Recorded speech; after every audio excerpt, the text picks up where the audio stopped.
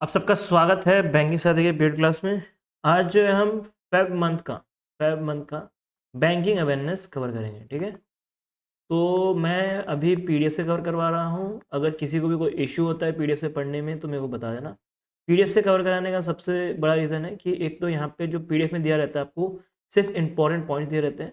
ठीक है, और इसके साथ ही जो जो चीज़ हमें ज़रूरत है एग्जाम पॉइंट ऑफ व्यू से वो सब दिया रहता है। तो इसीलिए पीडीएफ से पढ़ाना ईजी बन जाता है और यहाँ पे समझाना भी ईजी हो जाता है। इसीलिए मैं आपको पीडीएफ से पढ़ा रहा हूँ। पर अगर किसी को भी कोई इश्यू है तो मेरे को आप कांटेक्ट करके बता सकते हो क्या प्रॉब्लम हो रहा है @HK में। ठीक है, तो आज जो है हम बैंकिंग अवेयरनेस कवर करेंगे। तो बैंकिंग अवेयरनेस के अंतर्गत जितने भी टॉपिक्स हैं, RBI related, SEBI related, NABARD related, इसके साथ लोन्स रिलेटेड, पैरेंटल रिलेटेड, सारा सारा खत्म करेंगे। ठीक है, इसमें हम जो लॉन्चेस है वो खत्म नहीं करेंगे। लॉन्चेस आपको एक अलग ही वीडियो में मिलेगा, इसके नीचे ही आपको एक वीडियो मिल जाएगा, उसके अंदर लॉन्चेस भी कवर रहेंगे। इसमें से बैंकिंग कवर होगा, इसके बाद हम नेशनल कवर करेंगे, उसके बाद लॉन्चेस कवर करेंगे और मैं ट्राई करूँगी एमयू भी लॉन्चेस में करवा दूँ। उसके बाद जितने भी चीज़ें अपॉइंटमेंट्स हो गया, स्पोर्ट्स हो गया, फिर अवार्ड्स हो गया, वो सब नहीं करवाऊंगा मैं आपको, क्योंकि वो आप खुद रीड करके भी कर सकते हो। जो मेजरली जो समझाना टॉपिक है वो मैं आपको समझाऊंगा, क्योंकि मंथली एक तो वीडियो है तो रीजन पॉइंट ऑफ व्यू से पढ़ा रहा हूँ। तो रीजन पॉइंट ऑफ व्यू से हम सब कुछ देखेंगे और एक एक चीज़ मैं आपको नहीं कराने वाला जिस तरह से डेली में करवाता हूँ। ठीक है, यहाँ पे जो इंपॉर्टेंट चीज़ है वो मैं बताऊंगा, कहाँ से क्वेश्चन बन सकते हैं वो मैं बताऊंगा और रीजन पॉइंट ऑफ व्यू से पढ़ाऊंगा। तो जो जो चीज़ें इंपॉर्टेंट है वो मैं आपको जरूर बताऊंगा, बट कुछ कुछ चीज़ें जो कि मान लो कि वहाँ पे बहुत कम चांस है कि एग्जाम में पूछा जाए तो वो चीज़ मैं आपको कवर नहीं करवाऊंगा। ठीक है, ये चीज़ आप दिमाग में बिठा लो। ठीक है, तो पहला जो हमें न्यूज़ मिल रहा है वो मिलेगा कि आरबीआई ने मैंडेटरी कर दिया गया है reporting of offshore related party forex deals को। ठीक है, तो यहाँ पे जैसे मैंने आपको बताया कि मैं आपको टर्म्स समझाऊंगा, जितने भी टर्म्स हैं। जो फर्स्ट टाइम वीडियो देख रहे हो, जिन्होंने अब तक कभी डेली पढ़ा नहीं है, जिन्होंने कभी वीकली पढ़ा नहीं है, उनके लिए भी बहुत हेल्पफुल रहने वाला है और जो रीजन पॉइंट ऑफ व्यू से पढ़ रहा है उनके लिए हेल्पफुल रहेगा। तो यहाँ पे क्या कहा गया है कि रिलेटेड पार्टी बोला गया है। रिलेटेड पार्टी का मतलब क्या हुआ? रिलेटेड पार्टी का मतलब हो गया दो पार्टीज है। ठीक है, दो पार्टीज है और वो लिंक है किसी नहीं तो किसी तरह से उस कंपनी के साथ। मान लेते हैं कंपनी, पेरेंट कंपनी एक है, उसकी एक सब्सिडी कंपनी है। ठीक है, पेरेंट कंपनी है, उसकी एक सब्सिडी कंपनी है। तो ये क्या है? एक तरह का लिंक है। ठीक है, जैसे मान सकते हैं कि पेरेंट कंपनी में कोई फूफा बैठा है जो सब्सिडी कंपनी का सीईओ है, सीईओ का कोई फूफा बैठा हुआ है। ठीक है, तो जो फूफा है वो किस तरह से रिलेटेड है सीईओ से? एक साइड से फूफा है उसका तो ये रिलेटेड है ही, उसके साथ ही अगर पेरेंट कंपनी सब्सिडी के साथ अगर कुछ डील कर रही हो फॉरेक्स में तो वो भी जो है रिलेटेड पार्टी के अंतर्गत आएगा। यहाँ पे एक और वर्ड लिखा है ऑफशोर। ऑफशोर का मतलब क्या हुआ? ऑफशोर का मतलब हो गया कि हमारे इंडिया के बाहर। ठीक है, हमारे इंडिया में नहीं बल्कि हम इंडिया के बाहर अगर ट्रांजेक्शन कर रहे होंगे तो वहां पे रूल्स लगने वाले हैं। तो न्यूज कवर करते हैं, आपको अच्छे से सब कुछ समझ आएगा। तो यहाँ पे आरबीआई ने इशू किया है एक ड्राफ्ट। ये फाइनल डायरेक्शन नहीं है, एक तरह का ड्राफ्ट बनाया गया है जिसके अंतर्गत जो भी ऑथोराइज डीलर कैटेगरी 1 के बैंक्स हैं, ठीक है, उनको अलाउ कर दिया गया है, या मैं बात करूं उनको मैंडेटरी कर दिया गया है ऑफशोर रिलेटेड ट्रांजेक्शन, जो ऑफशोर रिलेटेड रुपी फॉरेक्स एक्सचेंज डेरिवेटिव ट्रांजेक्शन होती है, ये सब कुछ रिपोर्ट करने के लिए। ठीक है, तो मैंने आपको फॉरेक्स का मतलब समझा दिया, फॉरेक्स नहीं सॉरी ऑफशोर का मतलब समझा दिया, जो इन्वेस्टमेंट हम बाहर कर रहे हैं। रिलेटेड पार्टी का मतलब समझा दिया, जो रिलेटेड पार्टी रिलेटेड रहेगा। और फॉरेन एक्सचेंज की बात हो रही है जहाँ पे डॉलर को रुपी में कन्वर्ट किया जाए या रुपी को डॉलर में कन्वर्ट किया जाए, उसके यहाँ पे बात हो रही है। और साथ साथ ट्रांजेक्शन जो डेरिवेटिव बेस्ड है, ठीक है, डेरिवेटिव बेस्ड है, उनकी यहाँ पे बात हो रही है। अब डेरिवेटिव मतलब क्या होता है? ये एक तरह का कॉन्ट्रैक्ट रहता है जो फ्यूचर के लिए किया जाता है। ठीक है, मान लेते हैं एक कॉन्ट्रैक्ट किया गया है एक कंपनी के द्वारा, एक कंपनी है या तो एक पर्सन ले लेते हैं। ठीक है, एक पर्सन ले लेते हैं, एक पर्सन है, मैं ले लेता हूँ अपने आप को हीरक। ठीक है, हीरक एक पर्सन है और अभी जो पेट्रोल का रेट चल रहा है मान लेते हैं 100 रुपये चल रहा है। ठीक है, ओएनजीसी की तरफ से, जो इंडियन ऑयल है उनकी तरफ से 100 रुपये पेट्रोल का रेट चल रहा है। तो मुझे फ्यूचर में डर है कि जो पेट्रोल का रेट है ये 100 रुपये से बढ़ के 110 रुपये हो जाएगा। तो मैं अभी के टाइम पे क्या करूँगा? अभी के टाइम पे अगर मैंने इनके साथ कॉन्ट्रैक्ट कर ली 100 रुपये में, ठीक है, और 3 महीने का मैंने इन्होंने कॉन्ट्रैक्ट कर लिया कि 3 महीने बाद अगर पेट्रोल का रेट बढ़ भी गया तब भी मैं 100 रुपये दूंगा। तो ये एक तरह क्या है? ये एक तरह का डेरिवेटिव कॉन्ट्रैक्ट है। क्या है ये? एक डेरिवेटिव कॉन्ट्रैक्ट है। इसका मतलब क्या होगा? हम जो कॉन्ट्रैक्ट बना रहे हैं वो फ्यूचर को देखते हुए बना रहे हैं। ठीक है, तो यहाँ पे बोला गया है कि जितने भी एडी टायर 1 के बैंक्स हैं, अगर वो ऑफशोर बाहर देश में पैसा भेज रहे हों ठीक है, बाहर देश में पैसा भेज रहे हो रिलेटेड पार्टीज के थ्रू, ठीक है, रिलेटेड पार्टीज के थ्रू अगर फॉरेन एक्सचेंज किया जा रहा हो डेरिवेटिव ट्रांजेक्शन का, तो उसका जो है रिपोर्ट करना पड़ेगा आरबीआई को, ठीक है। आरबीआई ने एक संस्था बनाई है, उधर रिपोर्ट करना पड़ेगा। उस संस्था का नाम है cleaning corporation of India. Cleaning corporation of India पे जो है रिपोर्ट करने के लिए बोला गया है। अब कौन से डील्स को बोला गया है? जो ओवर द काउंटर डील्स होंगे उनको बोला गया है, ठीक है। हर एक ट्रांजेक्शन को नहीं बोला गया है, जो ओवर द काउंटर ट्रांजेक्शन होंगे उनको ही बोला गया है। एक मिनट देना। अभी ओवर द काउंटर ट्रांजेक्शन होता क्या है उसको समझते हैं। देखो, ये मैं अपने आप को लेता हूँ वापस, ये कौन है? ये मैं हूँ हीरक, ठीक है। अब मेरे को जो है मान लेते हैं मेरे को शेयर्स खरीदने हैं, मेरे को क्या करना है? शेयर्स खरीदना है। शेयर्स के बारे में तो पता होगा, इतना तो मैं आपसे उम्मीद लगा के बैठा हूँ। शेयर्स खरीदने हैं, तो जब मेरे को शेयर्स खरीदने हैं तो मैं किस तरह शेयर्स खरीद सकता हूँ? मुझे जाना पड़ेगा कहाँ पे? एक्सचेंज में जाना पड़ेगा। हमारे इंडिया में दो तरह के एक्सचेंज है, नेशनल स्टॉक एक्सचेंज और बम्बई स्टॉक एक्सचेंज, ठीक है। बम्बई स्टॉक एक्सचेंज बीएससी, दो तरह के हमारे पास स्टॉक है। तो मेरे को ये दो स्टॉक के जो एक्सचेंज है यहाँ पे जाना पड़ेगा और यहाँ से ही मैं जो है शेयर्स खरीद सकता हूँ। मैं डायरेक्टली शेयर्स नहीं खरीद सकता, ठीक है। अगर मैं बात करूँ, अगर मैंने इसको हटा दिया, जो बीएससी है एनएससी को हटा दिया और यहाँ पे मैंने डायरेक्टली शेयर्स खरीद लिए, तो ये जो डायरेक्टली शेयर्स खरीदने वाला जो मूव होता है, या तो मैं बात करूँ जो तरीका होता है, इसी को बोला जाता है ओटीसी, ओवर द काउंटर आपको मिलने वाला है। अब ये कैसे पॉसिबल है? आपके मन में क्वेश्चन चल रहा होगा ये कैसे पॉसिबल है, क्योंकि शेयर्स तो हम सिर्फ एक्सचेंज से खरीद सकते हैं। ये पॉसिबल तब है, मान लेता हूँ मैं हीरक हूँ, मेरा कोई दोस्त है, या मैं अपने भाई को ले लेता हूँ, ठीक है। मेरा भाई है किशोर, तो अब किशोर के पास शेयर पड़ा हुआ है और मुझे शेयर खरीदना है, तो मैं एक्सचेंज में क्यों जाऊँ, ठीक है। तो इस केस में मैं किशोर से ही वो खरीद लूंगा जो भी शेयर है वो। तो यहाँ पे हमने क्या किया? एक्सचेंज को बाईपास कर दिया।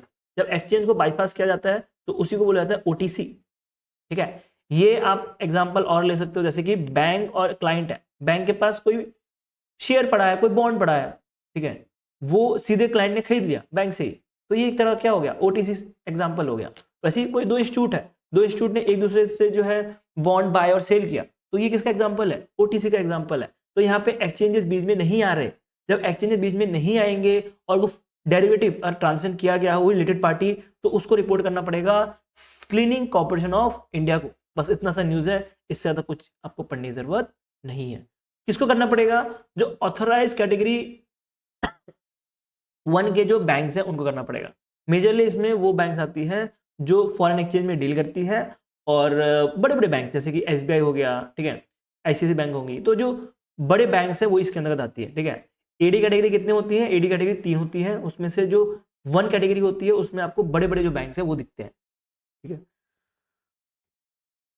नेक्स्ट चलते हैं। नेक्स्ट हमें इतना सा आपके लिए सारा सारा न्यूज़ खत्म हो गया। यहाँ पे कुछ पॉइंट्स हैं जो कि हमें और पढ़ने हैं, जैसे कि बात करें जो नोटेशनल कवर है इसको रखा गया है 12 महीने के लिए मोर देन 70%, 18 महीने के लिए मोर देन 80% और 24 महीने के लिए मोर देन 90%। अब नोटेशन कवर होता क्या है? नोटेशन कवर आपको मिलता है डेरिवेटिव्स में, ठीक है। तो डेरिवेटिव्स के अंतर्गत मिलता है, ये एक तरह से मैक्सिमम लिमिट होती है, मैक्सिमम लिमिट होती है जो कॉन्ट्रैक्ट साइन किया जाता है उसका, ठीक है। लेकिन इससे जो है कम में ही कॉन्ट्रैक्ट जो है साइन किया जाता है, ठीक है। ये थोड़ा पढ़ लेना, क्योंकि मैं अगर इसको समझाने जाऊंगा तो जो बच्चों को पहले से पढ़ा हुआ है, जिन बच्चों ने ऑलरेडी पढ़ा हुआ है, उनको थोड़ा दिक्कत हो सकता है, ठीक है। तो मैं इसलिए इसको एक्सप्लेन करने का नहीं सोच रहा हूँ। यहाँ मैंने आपको डेली में ऑलरेडी एक्सप्लेन किया हुआ है डिटेल में, तो यहाँ पे मैं एक्सप्लेन नहीं करूँगा। प्लीज़ इसको थोड़ा गो थ्रू कर लेना, ठीक है। माफ़ करना, इसको मैं पढ़ाने लग गया तो बहुत सारा टाइम जाएगा, ठीक है। तो यहाँ पे बोला गया कि ऑल द ओटीसी जो फॉरेक्स डेरिवेटिव के अंतर्गत आती है, वो सारे के सारे जो है इलेक्ट्रॉन प्लेटफॉर्म के अंतर्गत होंगी, ठीक है। और जो एक्सचेंज ट्रेडेड डेरिवेटिव्स होती है उनको एक्सक्लूड किया गया है। एक्सचेंज ट्रेडेड डेरिवेटिव की बात यहाँ पे नहीं हो रही है, ठीक है। इसके साथ ही जो अदर एडीज हैं, जैसे कैटेगरी 2 और कैटेगरी 3, उनको जो है छोड़ा गया है। जैसे मैंने बताया कैटेगरी 1 के लिए एप्लीकेबल है बस। इसके साथ ही जो भी कॉन्ट्रैक्ट 1 मिलियन से कम होगा यूएस डॉलर, उनको भी माफ किया गया, उनको भी रखने की इधर जरूरत नहीं है, इनको रिपोर्ट करने की जरूरत नहीं है, ठीक है। तो हमने जो भी कुछ पढ़ा अब इसको एक बार रिवाइज कर लेते हैं। और ये क्या है? एक तरह का ड्राफ्ट है, याद रखना। इसका फाइनल जो डिसीजन है वो बाद में आएगा। अभी पब्लिक जो है 9 मार्च तक इसका जवाब देगी, 9 मार्च 2026 तक जवाब देगी। उसके बाद फाइनल डिसीजन आपको अप्रैल में, क्या पता मार्च में दिख जाए, ठीक है।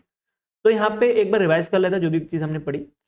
पहली चीज़ पढ़ी क्या हमने कि आरबीआई ने जो एडी कैटेगरी ऑथराइज कैटेगरी जो वन बैंक है उनको बोला है अगर तुम banks offshore related forex transaction derivative कर रहे हो, वो भी ओटीसी के द्वारा, ओवर द काउंटर के द्वारा, जहां पे एक्सचेंज बीच में नहीं आती, तो तुमको रिपोर्ट करना पड़ेगा क्लीनिंग कॉर्पोरेशन ऑफ इंडिया को। ठीक है, ये आपका पूरा न्यूज हो गया। यहाँ से इससे ज्यादा आपको कहीं कुछ पढ़ने की जरूरत नहीं है। वैसे भी ये ड्राफ्ट है तो इसको हम वापस से कवर करेंगे। ठीक है, टेंशन लेने की कोई जरूरत नहीं है। नेक्स्ट चलते हैं। नेक्स्ट वापस से ओटीसी, मैंने आपको बताया ओटीसी के ऊपर ही एक न्यूज मिलेगा आपको। इसके अंदर बोला गया है कि आरबीआई ने डिफर कर दिया है, इसका मतलब क्या, पोस्टपोन कर दिया है यूटीआई को। ठीक है, UTI framework for OTC derivative, जो भी ओटीसी डेरिवेटिव ट्रांजेक्शंस था उसको पोस्टपोन करके 1 जनवरी 2027 कर दिया गया है। ठीक है, तो इसको कवर करें तो इसके अंदर क्या बोला गया कि आरबीआई ने पोस्टपोन किया है जो यूनिक ट्रांजेक्शन आइडेंटिफिकेशन है उसको। ठीक है, इसका एक फ्रेमवर्क लाया गया है। इसके अंदर यूटीआई रहता है। यूटीआई किस लिए निकाला जाता है, जो ओटीसी है, ओवर द काउंटर है, उसको ट्रैक करने के लिए। ठीक है, अगर बात करें, मैंने आपको बताया कि ओटीसी में क्या रहता है, एक्सचेंज बीच में आती नहीं है। अब एक्सचेंज बीच में नहीं आएंगी तो हम उसको ट्रैक कैसे करेंगे, ट्रैक करने के लिए कुछ ना कुछ चाहिए ना। तो ट्रैक करने के लिए आरबीआई ने यूटीआई निकाला था, यूनिक ट्रांजेक्शन आइडेंटिफायर, जो हर एक ओटीसी को ट्रैक करेगा। अगर कोई बैंक इंस्टीट्यूट को बेच रही हो, अगर इंस्टीट्यूट का बेच रहा हो, तो ये सारा कुछ ट्रैक होगा यूटीआई के अंदर। ठीक है, over the counter derivative transaction को ट्रैक करने के लिए इसको निकाला गया था। और अभी के टाइम पे अप्रैल 2026 का डेट रखा गया था और इसको पोस्टपोन करके जो है 1 जनवरी 2027 कर दिया गया है। यूटीआई के बारे में बात करें, यूटीआई एक तरह का ग्लोबल रिकॉग्निशन कोड है जो कि ओटीसी को डोनेट करता है, ओटीसी को बताता है कि कौन सा ओटीसी जो है कहाँ से पास हुआ है, या तो बात करें कि ओटीसी को एक यूनिक नंबर देता है। ठीक है, हर एक ओटीसी को जो है यूनिक नंबर देता है, इतना याद रखना। ठीक है, इससे जो है ट्रैक किया जा सकता है। ठीक है, एग्जैक्ट डेट मैंने आपको बताया था 1 अप्रैल 2026 रखा गया है, अब उसको बढ़ा के 1 जनवरी 2027 कर दिया गया है। ठीक है, इसके अंतर्गत जो भी ओटीसी डेरिवेटिव ट्रांजेक्शन है वही जो है एप्लीकेबल है। यूटीआई के अंतर्गत जो भी ओटीसी डेरिवेटिव मैंने आपको बताया फ्यूचर कॉन्ट्रैक्ट जो ट्रांजेक्शन होने वाली है उसी के लिए एप्लीकेबल है। ठीक है, और सारा रिपोर्ट कहां पे होगा, जो भी चीजें हैं वो रिपोर्ट होगा cleaning corporation of India limited पर। सेम चीज है जो हमने पहले न्यूज पढ़ा वही इधर रिपीट हो रहा है, बस यहाँ पे आपको यूटीआई याद रखना है। यहाँ पे आरबीआई ने जो डेट है वो पोस्टपोन कर दिया यूटीआई का। ठीक है, अब इसके अंतर्गत कुछ इंस्ट्रूमेंट्स हैं जैसे कि रूपी इंटरेस्ट रेट डेरिवेटिव। ठीक है, रूपी interest rate derivative, forward contract in government securities, foreign currency derivative, foreign currency interest rate derivative और फिर क्रेडिट डेरिवेटिव। ये सारा कुछ जो है रिपोर्ट करने के लिए मैंडेटरी कर दिया गया है सीसीआईएल के पास। ठीक है, तो क्लीनिंग कॉर्पोरेशन ऑफ इंडिया के पास जो है ये सारा कुछ रिपोर्ट करने के लिए बोला गया है। पहले कुछ ऐसा रूल नहीं था बट अभी जो है रूल रख दिया गया। ठीक है, ये कब से एप्लीकेबल होगा, 1 जनवरी 2027 से एप्लीकेबल होगा, अभी एप्लीकेबल हुआ नहीं है, याद रखते चलना। तो यहाँ पे कुछ देख पा रहे होंगे आप, कुछ डेरिवेटिव जैसे कि रूपी इंटरेस्ट डेरिवेटिव, नाम से काम पता लगता है। तो इसमें जो डॉलर है और जो रूपी है उसके बीच में जो डिफरेंस होगा उसका डेरिवेटिव बनाया जाए तो वो जो है रहता है रूपी interest derivative. Contract, forward contract in government securities, तो गवर्नमेंट सिक्योरिटीज में अगर ऐसी डेरिवेटिव बनाया जाए फ्यूचर का तो उसको बुलाएगा फॉरवर्ड कॉन्ट्रैक्ट एंड डेरिवेटिव। ठीक है, फॉरेन करेंसी में बनाया जाए तो फॉरेन करेंसी डेरिवेटिव। ठीक है, तो ये होप कर रहा हूँ कि आपको ये चीजें समझ आ रही होंगी। ठीक है, अब हमें ये समझना है कि यूटीआई के अंतर्गत क्या रहने वाला है, कितने डिजिट का कोड है, एग्जाम में पूछा जा सकता है। यूटीआई के अंतर्गत कितने डिजिट का कोड है, आपको याद रखना है 52 डिजिट का कोड है। उसमें से जो LEI रहता है, LEI जो रहता है वो आपको 20 डिजिट मिलने वाला है, बाकी रिमेनिंग आपको यूनिक कोड मिलेगा, यूनिक ट्रांजेक्शन कोड मिलेगा। ठीक है, तो इसको हम कवर करते क्या चीज़ है। तो यहाँ पे मैं आपको पहले बता दूं, जो लीगल एंटिटी आइडेंटिफायर है ये आपको पता होगा 20 डिजिट का होता है, अल्फा न्यूमेरिक कोड। ठीक है, अब कोई भी एंटिटी है, कोई भी बड़ी एंटिटी है, अगर वो 50 करोड़ रुपए से ज़्यादा ट्रांजेक्शन RTGS NEFT करने वाली होती है तो उनको ये कोड देना पड़ता है। ठीक है, तो इनमें ये जो UTI है उसमें से 20 कैरेक्टर तो LEI की तरफ से आएंगे। ठीक है, LEI क्या रहता है, किसी भी एंटरप्राइज को एक यूनिक कोड दिया जाता है, बड़ी बड़ी जो कंपनीज रहती है, कॉर्पोरेट रहती है, उनको एक यूनिक कोड दिया जाता है। ठीक है, ट्रांजेक्शन करने के लिए। तो ये 20 डिजिट का रहने वाला है, बाकी जो रिमेनिंग 32 डिजिट रह गए वो आपको मिलने वाला है यूनिक ट्रांजेक्शन स्पेसिफिक स्ट्रिंग रहेगा। इसके बारे में कुछ न्यूज़ में नहीं बताया गया है क्योंकि ये अभी फ्यूचर में और भी इसके बारे में पता लग सकता है, ठीक है। अभी के टाइम पे इतना कुछ आइडिया नहीं है, बस इतना याद रख लो कि मैक्सिमम जो है 52 कैरेक्टर्स हो सकते हैं यहाँ पे, ठीक है। 52 कैरेक्टर्स में 20 तो हमें पता लग गए कि LEI होगा, बाकी रिमेनिंग जो 32 मैक्सिमम 32 हो सकता है, ठीक है। इससे कम भी हो सकता है, 30 हो सकता है, 29 हो सकता है, कितना भी हो सकता है। तो ये जो है यूनिक ट्रांजिशन स्पेसिफिक स्ट्रिंग के हिसाब से होगा, ठीक है। न्यूज़ में हमारे पास इतना डेटा नहीं है, तो न्यूज़ में नहीं बताया तो अभी हमें याद रखने की जरूरत भी नहीं है कितना रहने वाला है। मैक्सिमम 52 हो सकता है, याद तो चलना, ठीक है। अभी UTI जो है उसको एक्सटेंड किया गया है, ठीक है। UTI को रिपोर्ट करना पड़ता है, जो भी UTI क्रिएट हुआ, मान लेते हैं OTC किसी बैंक और फिर क्लाइंट के बीच में हुआ, ठीक है। अब बैंक और क्लाइंट के बीच में हुआ तो गवर्नमेंट को कैसे पता लगेगा ना, गवर्नमेंट को कैसे पता लगेगा, ये वाली सोचने वाली बात है। तो ये दोनों ने क्या किया, UTI जनरेट कर लिया और अपने पास रख लिया। अब बोल रहे हैं हमारे पास से कोई बात नहीं, 1 साल 2 साल 3 साल रखेंगे अपने पास। RBI ने बोला ऐसा नहीं। RBI बोलता है, पहले बात करें कि 2 दिन के अंतर्गत जो है जमा देना पड़ता था UTI को, ठीक है, रिपोर्ट करना पड़ता था। लेकिन अभी के टाइम पे उसको बढ़ा के 5 दिन कर दिया गया, 5 बिजनेस डे कर दिया गया, ठीक है। अपने पास नहीं रख सकते, ये चीज़ ध्यान देते हुए चलना। इसके साथ ही जिनके पास UTI नहीं रहेगा वो जो है टेम्परेरी UTI जनरेट कर सकते हैं। जिनके पास UTI नहीं रहेगा वो टेम्परेरी UTI जनरेट कर सकते हैं और रिपोर्ट कर सकते हैं। उसके बाद UTI के लिए अप्लाई कर सकते हैं और जब नया UTI आ जाएगा उनका परमानेंट, तो उस पर काम करेंगे, वो वाला UTI चलेगा, ठीक है। तो ये चीज़ बताई गई है इस न्यूज़ में। उसके साथ ही हाँ, लाइफ साइकिल इवेंट के बारे में बात करें तो यहाँ पे कोई भी नया UTI की रिक्वायरमेंट नहीं है, ठीक है। अगर कोई OTC ट्रांसफ़र हो रहा है और वहाँ पे आपको कुछ ज़्यादा ही लंबा जो है पीरियड मिलने वाला है, तो वहाँ पे नया UTI की ज़रूरत नहीं है। नया UTI की ज़रूरत तब पड़ेगी अगर कुछ नया कॉन्ट्रैक्ट बन रहा हो तो उस केस में नया UTI की ज़रूरत पड़ने वाली है। तो ये आपको पूरा पूरा न्यूज़ मिल जाएगा। मैंने आपको A to Z जो है OTC समझा दिया। OTC तो मैंने आपको पहले ही समझा दिया था।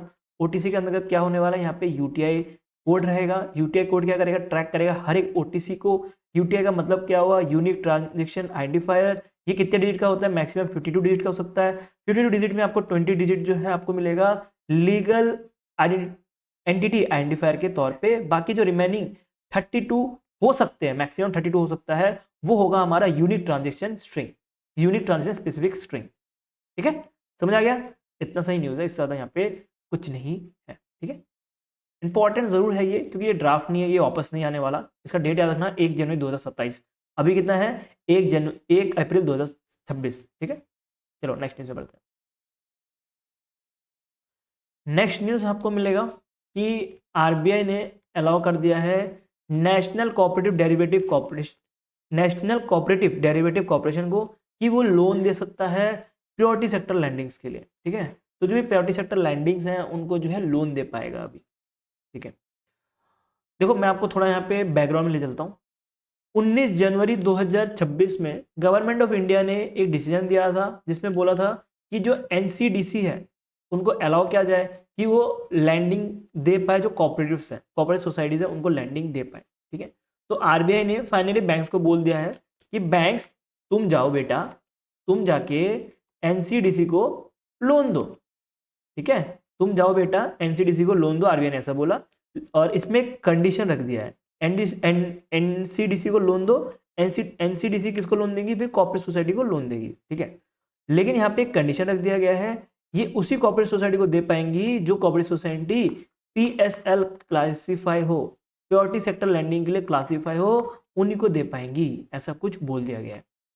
इसके साथ ही बोला है कि जो RRBs हैं, रीजनल रूरल बैंक है, अर्बन कोऑपरेटिव बैंक है, स्मॉल फाइनेंस बैंक है, लोकल एरिया बैंक्स है, ये एप्लीकेबल नहीं होंगे, ये चीज भी बता दिया गया है, ठीक है। अगर किसी भी बच्चे को अभी भी डाउट है क्या होता है RRB, क्या होता है लोकल एरिया बैंक, क्या होता है स्मॉल फाइनेंस बैंक, इसके लिए आप स्टैटिक वाला जो वीडियो है वो देख लेना। स्टैटिक वाले वीडियो में आपको सब कुछ समझ आ जाएगा। स्टैटिक बैंकिंग का जो क्लास है वो देख लेना, ठीक है। सेपरेट हर एक आपको सेक्शन मिलने वाला है। RRBs का एक अलग मिलेगा, स्मॉल फाइनेंस बैंक का अलग मिलेगा। तो अगर आपको सिर्फ RRB पढ़ना है, स्मॉल फाइनेंस बैंक पढ़ना है, तो आप उस हिसाब से भी पढ़ सकते हो, ठीक है। अभी जो भी चीजें की गई है वो master direction on priority sector lending 2025 के अंतर्गत कवर करते हुए की गई है, ठीक है। इसके साथ ही कुछ और भी डिसीजन लिए गए हैं अर्बन कोऑपरेटिव बैंक्स के लिए कि अर्बन कोऑपरेटिव बैंक जो है अपना नया ब्रांच खोल सकते हैं।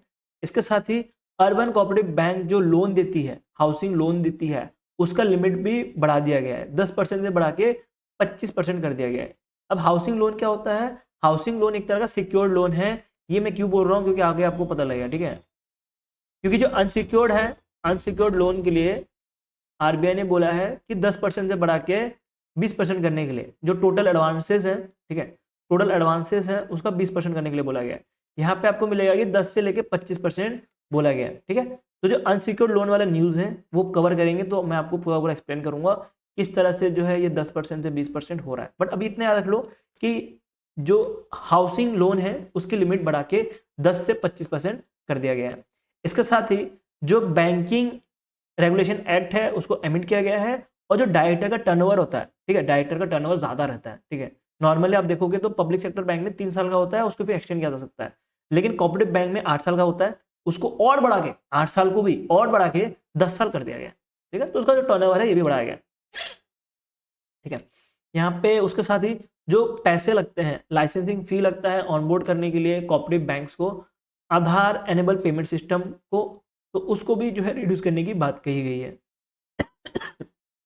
सॉरी। इसके साथ ही एक अम्ब्रेला ऑर्गेनाइजेशन बनाया जाएगा जिसका नाम होगा national urban cooperative financial and development corporation limited, को भी सेटअप करने की बात की गई है, जो कि जितने भी अर्बन कोऑपरेटिव बैंक्स हैं उनके लिए एज अ अम्ब्रेला ऑर्गेनाइजेशन की तरह काम करेगा, ठीक है। उसके बाद नेक्स्ट पॉइंट आपको मिलेगा कि सरकार साथी बनाने की बात की है, ठीक है। सरकार साथी का काम क्या होगा? सरकार साथी जो है रूरल जो कोऑपरेटिव बैंक्स हैं उनके लिए बनाया जाएगा, और ये जो टेक है, टेक को जो है शेयर किया जाएगा, ठीक है। मान लेते हैं एक कोई डेटाबेस है, ठीक है, और ए बी सी हमारे पास एक कोऑपरेटिव रूरल कोऑपरेटिव बैंक है, और एक X Y Z rural cooperative bank है। तो दोनों के दोनों जो है एक ही सर्वर यूज कर पाएंगे, या तो एक ही जो है डेटाबेस सेंटर यूज कर पाएंगे, जिसमें अलग अलग फॉर्म में अलग अलग डेटाबेस जो है स्टोर रहेगा। ऐसा कुछ करने के लिए टेक शेयर का मतलब ये हो गया, ठीक है। तो टेक शेयर करने के लिए एक तरह से सरकार साथी लॉन्च किया गया है।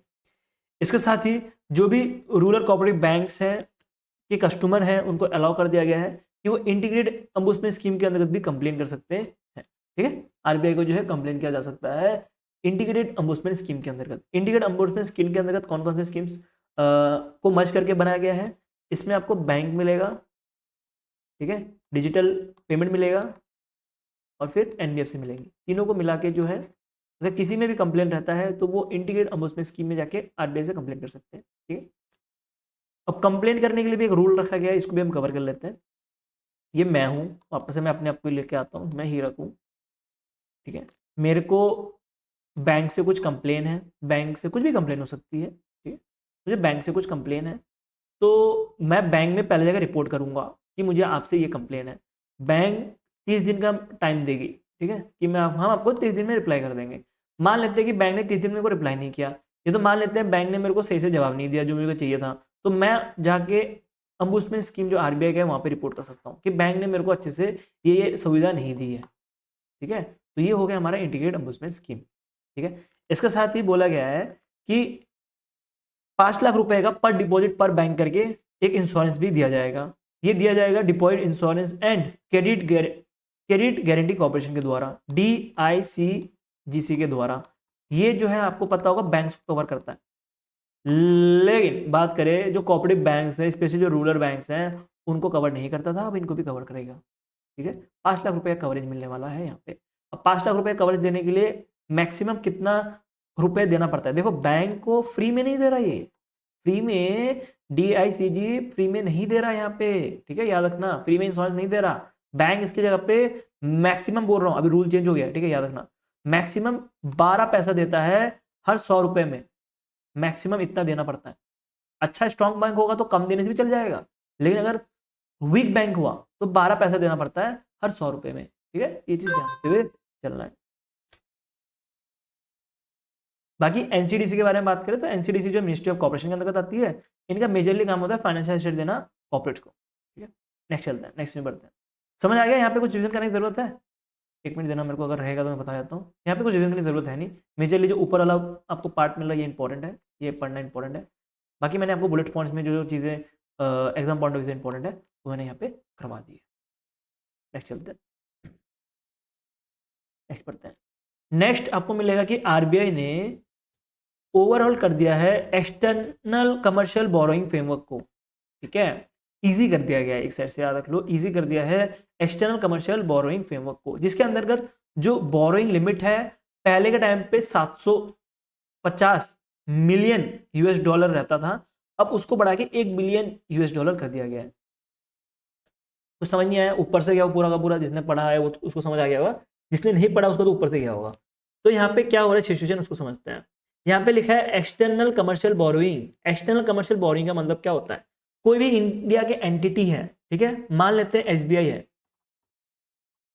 मान लेते हैं एसबीआई है, अगर एसबीआई कहीं बाहर से बैंक ऑफ अमेरिका मान लेते हैं अब्रॉड से पैसा अगर लोन के फॉर्म में लेके आ रहा हो तो इस चीज को बोला जाएगा एक्सटर्नल कमर्शियल बोरोइंग। पहले लिमिट कितनी थी, मैक्सिमम कितना ला पाता था कोई भी इंडिया का एंटिटी है, मैक्सिमम कितने ला पाते थे, 750 मिलियन ला पाते थे। अभी के टाइम पे 1 बिलियन ला पाएंगे, ठीक है, ये चीज याद रखना। और एक बार अगर इंडिया में आ गया, एक बार अगर इंडिया में आ गया तो 3 साल तक इंडिया में ही पैसा रहेगा, ये भी रूल है, ये इधर लिखा हुआ है, ठीक है, मैं अपने से नहीं बोल रहा हूँ, ये भी रूल है, याद रखते हुए चलना, ठीक है। 1 बिलियन तो बोला है, 1 बिलियन बोला है, इस 1 बिलियन ज्यादा से ज्यादा हो सकता है, या तो जो नेटवर्थ है, मान लेते हैं एसबीआई का जो भी नेटवर्थ है उसका 300% तक पॉसिबल है। दो कंडीशंस हैं, एक तो 1 बिलियन याद रखना है, या तो 1 बिलियन मैक्सिमम जा सकता है जो भी आउटस्टैंडिंग बोरोइंग है वो, या तो 300% ऑफ द नेटवर्थ। पहले कितना था, पहले 750 मिलियन था यूएस डॉलर, या तो 200% ऑफ द नेटवर्थ था। समझ आ गया, बस इसमें इतना ही पढ़ना है, इसमें कुछ नहीं पढ़ना। बाकी भी जो मैंने आपको बताया कि 3 साल वाला जो बताया ना कि 3 साल रखना ही पड़ता है, हमारे इंडिया में वो रूल रखा गया है, उस रूल को बोला जाएगा मिनिमम एवरेज मैच्योरिटी पीरियड, ठीक है। तो 3 साल हमारे इंडिया में अगर पैसा आ गया अब्रॉड से तो 3 साल रखने के लिए ये रूल लागू किया गया है, ठीक है। तो ये कुछ लोन के जो कंपाइलेंस मिलने वाले हैं, एक तो आपको मिलेगा minimum average maturity period, permitted and non permitted and cases, all in cost norms. ये कुछ एग्जाम के लिए इंपॉर्टेंट है नहीं, बस आपको लिए समझाने के लिए, ठीक है। इंपॉर्टेंट मैंने आपको बता दिया MAMP। यहाँ पे क्या क्या चीज़ें और पढ़नी है, तो यहाँ पे एक सीलिंग रखी गई थी, ठीक है, एक सीलिंग रखी गई थी, तो उस सीलिंग को हटा दिया गया है।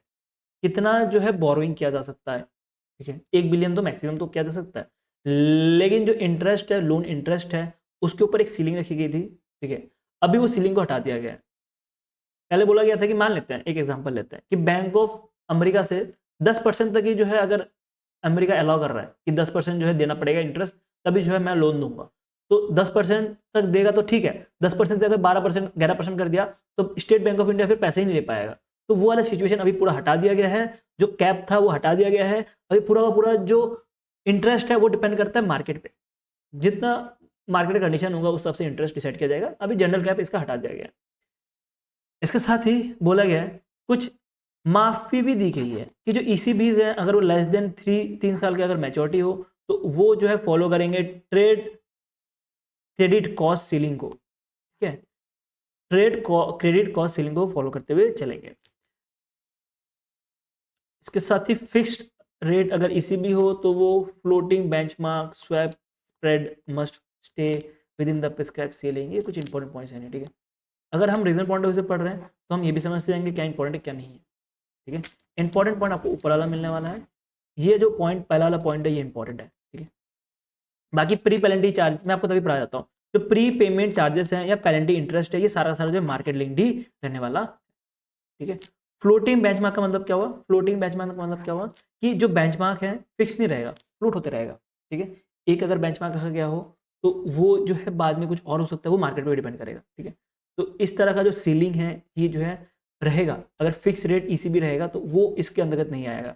जो कंडीशन लाया गया है कि नो मार्केट कैप जो है लाया गया है इसके अंतर्गत नहीं रहेगा, ठीक है। ये चीज़ ध्यान देते हुए चलना। इसके बाद मैंने आपको बताया मिनिमम एवरेज मैच्योरिटी पीरियड वाला बता दिया कि 3 साल मिनिमम रहना पड़ेगा।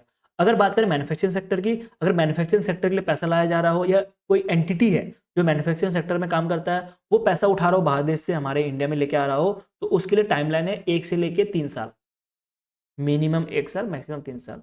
लेकिन दूसरे वाले जो हैं, दूसरा कोई भी सेक्टर हो, IT सेक्टर हो, बैंकिंग सेक्टर हो, फार्मा सेक्टर हो, उसके लिए टोटल 3 साल मिनिमम जो है रखना ही पड़ेगा हमारे इंडिया में पैसा, ठीक है।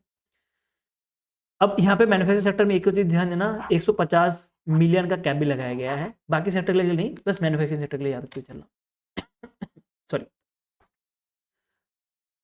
यहाँ पे जो ईसीबी है, देखो ईसीबी जो है बाहर देश से पैसा ला रहे हैं हम। अब बाहर देश में क्या चलता है, मैक्सिमम डॉलर चलता है, कहीं यूरो चल रहा होगा, कहीं जापानी यान चल रहा होगा ना, जापान में जापानी यान चल रहा होगा। तो जब हम बाहर से पैसा लेके आ रहे हैं हमारे इंडिया में, तो किस तरह से ला सकते हैं वही बताया। अगर हम बाहर से पैसा लेके आ रहे हैं, या तो हम उसको फॉरेन करेंसी में ला सकते हैं, अगर डॉलर है तो डॉलर में उठा लिया पूरा पैसा, या तो हम बात करें यूरो में उठा लिया, अगर यूरोप यूनियन से उठा रहे होंगे तो वहां से हमने यूरो में उठा लिया, ये एक तरीका है। या तो हम रुपये में उठा लें, ठीक है। तो इन्होंने रिस्ट्रिक्शन नहीं रखी है कि रुपये में ही उठाना है, ठीक है, आरबीआई ने रिस्ट्रिक्शन नहीं रखी है कि रुपये में उठाना है। फॉरेन करेंसी में उठाना है फॉरेन में उठाओ, रुपये में उठाना है रुपये में उठाओ, तो तुम्हारी मर्जी, बैंक को ऐसा बोल दिया गया है। इसके साथ ही स्वैपिंग भी अलाउ कर दिया गया है कि फॉरेन करेंसी से फॉरेन करेंसी में स्वैप कर सकते हो, डॉलर से यूरो में कन्वर्ट कर सकते हो, यूरो से जापानीज येन में कन्वर्ट कर सकते हो, जो भी करना है आपको उस तरह से कर सकते हो। इवन फॉरेन करेंसी से इंडियन करेंसी में कन्वर्ट कर सकते हो, इंडियन करेंसी से फॉरेन करेंसी में कन्वर्ट कर सकते हो, तो जो भी सुटेबल लगे उस हिसाब से कर सकते हो। आरबीआई ने ये भी बोल दिया बैंक को, ठीक है। तो बैंक को पूरी छोटी छूट यहाँ पे देके रखी है। इसके साथ ही कन्वर्जन इनटू नॉन डेब्ट इंस्ट्रूमेंट, तो नॉन डेब्ट इंस्ट्रूमेंट के लिए भी अलाउ कर दिया गया है। अब ये नॉन डेब्ट इंस्ट्रूमेंट मतलब क्या होगा कि मान लेते हैं वही bank of America, bank of America ने एसबीआई से पैसा लिया, सॉरी बैंक ऑफ अमेरिका से एसबीआई ने पैसा लिया, ठीक है, बैंक ऑफ अमेरिका ने नहीं, एसबीआई ने बैंक ऑफ अमेरिका से पैसा लिया। तो एसबीआई क्या कर सकता है, इसके बदले चाहे तो शेयर्स भी बेच सकता है, अपना जो शेयर है वो बेच के भी जो भी लोन लिया है थोड़ा पार्ट या तो पूरा का पूरा चुका सकता है। तो ये भी चीज अलाउ कर दिया गया, इसी का मतलब हो गया नॉन डेब्ट इंस्ट्रूमेंट, ठीक है। कौन कौन एलिजिबल है इसके अंदर, जो भी कंपनी है अंडर दी रिकंस्ट्रक्शन वो एलिजिबल है। इसके साथ ही जो कंपनी अंडर है कोऑपरेटिव इंसॉल्वेंसी रेजोल्यूशन प्रोसेस के अंतर्गत वो भी इसके अंतर्गत एलिजिबल है। बस इतना सा पढ़ लो काफी है, ठीक है, एग्जाम के लिए इतना इंपॉर्टेंट है भी नहीं ये पॉइंट, ठीक है। नेक्स्ट, ये इंपॉर्टेंट है, ठीक है, कौन कौन से लेंडर इसमें एलिजिबल है, ये बहुत सा इंपॉर्टेंट है, ध्यान देते चलना। जो नॉन रेजिडेंशियल है वो आपको मिलने वाले हैं इसके अंतर्गत इंक्लूड है, ठीक है। जो एनआरआईज हैं वो इंक्लूड है, जो ओवरसीज ब्रांचेज हैं जो आरबीआई की तरफ से रेगुलेट किए जाते हैं वो आपको मिलेंगे। उसके साथ जो आईएफएससी इंस्टीट्यूट्स हैं, ठीक है, आईएफएससी इंस्टीट्यूट वो आईएफएससी कोड नहीं है, ठीक है, जो गिफ्ट सिटी आईएफएससी वाला है वो वाला है, ठीक है, तो वो भी इसके अंदर इंक्लूड है। अगर सिक्योरिटी के बारे में बात करें तो जब ईसीबी दे रहे होंगे तो कोलैटरल तो देना पड़ेगा। 1 बिलियन का लोन ले रहे हो कहीं से तो कोलैटरल देना पड़ेगा। तो कोलैटरल देने का 3 तरीके यहाँ पे आरबीआई ने बताया है। एक बताया है इमूवेबल एसिड, इमूवेबल एसिड जैसे घोड़ा गाड़ी हो गया, बाइक होगी, ठीक है, सॉरी इमूवेबल का मतलब प्रॉपर्टीज होगी, ठीक है, तो प्रॉपर्टी जो है वो एज अ कोलैटरल दे सकते हैं। मूवेबल का मतलब हो गया घोड़ा गाड़ी, बाइक होगी, स्कूटी होगी, जो मूव करते हैं एक जगह से दूसरी जगह, तो वो भी दिया जा सकता है एज अ सिक्योरिटी। इसके साथ फाइनेंशियल एसिड जैसे government securities, government bonds, tertiary bill, ये सब भी दिया जा सकता है। जो फाइनेंशियल एसिड रहते हैं ये सब भी दिया जा सकता है, ठीक है। अब बात करें ईसीबी की, तो ईसीबी जो है वो अगर है हमारे इंडिया में आएगा, इंडियन रुपी में आएगा, तो उस अगर कोई दूसरी करेंसी में आएगा तो उसको एनआरआई अकाउंट में पार्क करने के लिए बोला गया है विद इन 1 मंथ, ठीक है। और जो भी सरप्लस जो रह गया वो इन्वेस्ट करना पड़ेगा एफडी में, जो भी पैसा जो रह गया ईसीबी में लाया गया होगा उसको एफडी में रखना पड़ेगा विद इन 1 ईयर, ये चीज भी बोली गई है। इसके साथ ही जो फॉरेन करेंसी एक्सपेंडिचर है उसको जो है, अच्छा एक मिनट देना मेरे को, यहाँ पे इसको ऊपर कर दूं, आई थिंक मेरा इमेज आ रहा होगा, यहाँ पे मेरा वीडियो आ रहा होगा। अच्छा यहाँ पे क्या बोला गया है कि जो फॉरेन करेंसी एक्सपेंडिचर है can be retained in the domestic या तो overseas foreign exchange currency account, तो फॉरेन करेंसी अकाउंट में रख सकते हैं या डोमेस्टिक अकाउंट में भी रख सकते हैं, ठीक है। तो ईसीबी लोन के बारे में बात करें तो ईसीबी लोन का थोड़ा रिविजन करवा दूं कि हमने ईसीबी लोन कहाँ से लिया, बैंक ऑफ अमेरिका से लिया। किसने लिया, एसबीआई ने लिया। तो एसबीआई का 3 कंडीशंस है, एक तो 1 बिलियन जो है वो रहना पड़ेगा, 1 बिलियन से ज़्यादा नहीं रह सकता, 1 बिलियन से ज़्यादा लोन लिया जा सकता, या तो 300% जो नेटवर्थ है उससे ज़्यादा नहीं लिया जा सकता, ठीक है। और ये सारा कुछ कहाँ पे डिपेंड करेगा, जो मार्केट है उस पर डिपेंड करेगा, जो भी सीलिंग है वो डिपेंड किस पे करेगा, इंटरेस्ट की सीलिंग किस पे डिपेंड करेगा, मार्केट पे डिपेंड करेगा। कितने साल के लिए पैसा इंडिया में रहना चाहिए, 3 साल के लिए पैसा हमारे इंडिया में रहना चाहिए, याद रखना। किसके अंतर्गत बोला जाता है, MAMP के अंतर्गत बोला जाता है। मैन्युफैक्चरिंग सेक्टर के लिए कितना बोला गया है, 1 से लेकर 3 साल के लिए बोला गया है। उनके लिए कैप कितना रखा गया है, 150 मिलियन US डॉलर का कैप रखा गया है। और जो भी ईसीबी है उसको कन्वर्ट भी किया जा सकता है शेयर्स में, याद रखना। उस चीज को क्या बोला जाता है, नॉन डेब्ट इंस्ट्रूमेंट बोला जाता है, ठीक है। तो मेजरली ये 3 पॉइंट है जो कि सुपर इंपॉर्टेंट है, जो कि आपको याद रखना। बाकी भी इंपॉर्टेंट है, बट ये इंपॉर्टेंट है, और रीजन पॉइंट ऑफ व्यू से अगर पढ़ रहे हो तो मैथ बूस्ट से जरूर पढ़ लेना लास्ट में, ठीक है। नेक्स्ट चलते हैं। नेक्स्ट आपको मिलेगा कि आरबीआई ने अलाउ कर दिया है नॉन बैंकिंग फाइनेंशियल इंस्टीट्यूट्स को, जो भी एनबीएफसीज हैं उनको अलाउ कर दिया गया है कि वो जो है डिफॉल्ट लॉस गारंटी को कंसीडर कर सकते हैं अगर वो एक्सपेक्टेड क्रेडिट लॉस प्रोविजन को कैलकुलेट कर रहे होंगे। तो कुछ समझ आया? नहीं आया? समझाता हूं, देखो यहाँ पे क्या बताया गया। देखो डिफॉल्ट लॉस गारंटी है क्या? डिफॉल्ट लॉस गारंटी होता क्या है? कोई भी लेंडर है, कोई भी लैंडिंग ऐप है, आजकल लैंडिंग ऐप बहुत सारे आ गए, तो वो अगर प्रॉमिस करती है एनबीएफसी को कि आपका जो भी लोन आपने दिया है अगर वो डिफॉल्ट हो गया तो मैं आपका जो है लोन एब्जॉर्ब कर लूंगा, ठीक है। यहाँ पे कई जगह है तो मैं आपको बना के दिखाता हूँ। चलो ये ले लेते, ठीक है। यहाँ पे मैं आपको दिखाता हूँ, ये बॉक्स के अंदर जितना मैं हो सकता है उतना ट्राई करूंगा समझा दूँ। तो यहाँ पे हमारे पास क्या है? एनबीएफसी है। एनबीएफसी ने किसी, मान लेते हैं जेठालाल को लोन दिया है, ठीक है। जेठालाल जा नहीं रहा ना स्टैटिक से, अब यहाँ पे भी आ गया। तो जेठालाल के पास लोन दिया गया है, कितने का? मान लेते हैं 100 रुपये का लोन दिया है। सस्ता लोन दिया है, कितना लोन लेगा जेठालाल?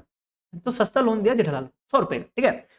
तो अब जब 100 रुपये का लोन दिया है तो डर है कि जेठालाल क्या करता है। जेठालाल के पास छोटा सा बिजनेस है, ठीक है, छोटा नहीं है, अमीर तो बहुत है, बट मान लेते हैं कि बिजनेस छोटा सा है और उसका बिजनेस क्या पता डाउन चले जाए और एनबीएफसी को लग रहा है कि नुकसान हो सकता है। तो एनबीएफसी क्या करेंगी? एनबीएफसी बोलेंगी जो लैंडिंग एप्स है उनको कि आप जो है ये जो 100 रुपये है इसका कुछ ना कुछ पोर्शन जो है कवर कर लो। तो ये बोलेंगे ठीक है, मैं जो है अगर डिफॉल्ट कर दिया तो मैं 20 रुपये देने के लिए रेडी हूँ। जो लैंडिंग एप्स है वो बोलेंगे मैं 20 रुपये देने के लिए रेडी हूँ। तो एनबीएफसी बोलेगा ठीक है, तो 20 रुपये देने के लिए रेडी है। तो एनबीएफसी जो है अपना जो भी बैलेंस शीट है उसमें से अपना लोन हटा देगा। मैं आपको एक और एग्जांपल जो रियल लाइफ वाला है वो मैं आपको दिखा के समझाता हूँ। इतना तो आपको समझ आ गया होगा क्या सिचुएशन हो रहा है। तो यहाँ पे एक रियल लाइफ एग्जांपल भी लेके आया हूँ मैं आपके लिए, जिसके से आपको समझने में हेल्प हो। मान लेते हैं एनबीएफसी ने किसी को 10,000 रुपये का लोन दिया है, जेठालाल को 10,000 रुपये का लोन दिया है। तो लैंडिंग आपने बोला है कि हम जो है 2,000 रुपये कवर करेंगे। और जब कैलकुलेट किया गया तो 10,000 रुपये का 10%, 10,000 रुपये का 10% एनबीएफसी को लगा कि ये पैसा हमारे पास नहीं आएगा और हमें जो है 1,000 रुपये असाइड करके रखना है, अलग से रखना है। क्योंकि आरबीआई बोलती है कि जो आपको लगे कि वो पैसा नहीं आने वाला, जो भी बैंक को लगे कि ये पैसा नहीं आने वाला, तो वो पैसे को असाइड करने के लिए रखने के लिए बोलती है। तो एनबीएफसी जो है 1,000 रुपये असाइड करने वाली थी, लेकिन एनबीएफसी को तो ऑलरेडी लैंडिंग आपने बोल दिया है, प्रॉमिस कर दिया है अगर कुछ खराबी हुआ तो हम जो है 2,000 रुपये जो है दे देंगे। तो एनबीएफसी क्या करती है? वो 1,000 रुपये अपने बैलेंस शीट से हटा देती है, ठीक है। तो ये चीज जो है अलाउ किया गया है। देखा क्या हो रहा है सिचुएशन? एनबीएफसी को बोला गया था 1,000 रुपये रखने के लिए, ठीक है। एनबीएफसी ने वादा ले लिया इससे, लैंडिंग ऐप से। तो अब लैंडिंग ऐप वादा कर रहा है कि मैं जो है 2,000 रुपये दूंगा, ठीक है, अगर कुछ लॉस हुआ, कुछ डिफॉल्ट हुआ तो एनबीएफसी को 1,000 रुपये रखने की जरूरत नहीं है। अब जब उसको 1,000 रुपये रखने की जरूरत नहीं है तो वो अलग जगह पे इन्वेस्ट कर सकता है, वो 1,000 रुपये किसको लोन दे सकता है या कुछ कर सकता है। तो ये चीज जो है आरबीआई ने भी अलाउ कर दिया गया है, लेकिन इसके साथ एक कंडीशन भी बोला गया है, ठीक है। क्या कंडीशन बोला गया? मान लेते हैं कि बोरोवर ने डिफॉल्ट कर दिया, अब इसमें लैंडिंग ऐप ने तो बोला था मैं 2,000 रुपये दूंगा, तो लैंडिंग ऐप ने 2,000 रुपये दे दिया। क्या दिया? 2,000 रुपये दे दिया। अब यहाँ पे तो जो डिफॉल्ट लॉस गारंटी था वो तो जीरो हो गया। क्या हुआ? जीरो हो गया। तो अब जब जीरो हो गया तो क्या बोला गया है कि एनबीएफसी को वापस से रिकैलकुलेट करना पड़ेगा। जो ईसीएल है, एक्सपेक्टेड जो क्रेडिट लैंडिंग है उसको वापस से कैलकुलेट करना पड़ेगा, ठीक है। एक्सपेक्टेड क्रेडिट लॉस है उसको वापस से कैलकुलेट करना पड़ेगा, ठीक है। आई थिंक मैंने आपको ये नहीं बताया ना एक्सपेक्टेड क्रेडिट लॉस क्या है। एक्सपेक्टेड क्रेडिट लॉस क्या होता है? जब एनबीएफसी, मैंने आपको ये बताया ना कि जब भी एनबीएफसी जब लोन देती है तो उस केस में कुछ ना कुछ पैसा अपने साइड एडवांस में असाइड कर लेती है, तो उसी को बोलाते हैं ईसीएल। तो ईसीएल को वापस से कैलकुलेट करना पड़ेगा। अब ईसीएल किसके साथ, कौन से वैल्यू पे कैलकुलेट किया जाएगा? ईसीएल कैलकुलेट किया जाएगा 8,000 रुपये में, क्योंकि 2,000 रुपये तो दे दिया, तो 8,000 रुपये में वापस से कैलकुलेट किया जाएगा। और उस हिसाब से जो उसका 10%, मान लेते हैं कि एनबीएफसी ने 10% सोचा था, तो 8,000 रुपये का 10% कितना हो गया? 800 रुपये। तो अब 800 रुपये उसको असाइड करके रखना पड़ेगा अगर बोरो ने डिफॉल्ट किया तो, ठीक है। तो ये चीज़ बोली गई है। तो रिस्क कभी डिसअपेयर नहीं होगा, ये चेंज होते जाएगा टाइम टू टाइम। समझ आया न्यूज़ अच्छे से? तो यहाँ पे अब पूरा हम न्यूज़ कवर करते हैं क्या क्या है क्या क्या नहीं।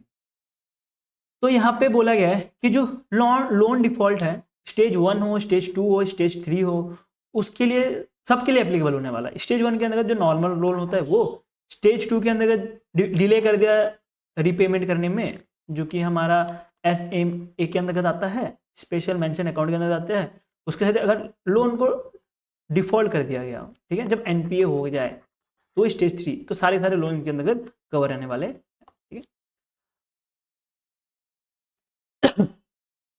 तो NBFC यहाँ पे मैंने जो भी चीज़ें बताई है आपको, मैंने A to Z यहाँ पे सब कुछ समझा दिया है एग्जाम्पल के थ्रू। एक बार इसको तब भी वीडियो को पॉज करके पढ़ लेना, ठीक है, आपको सब कुछ समझ आ जाएगा।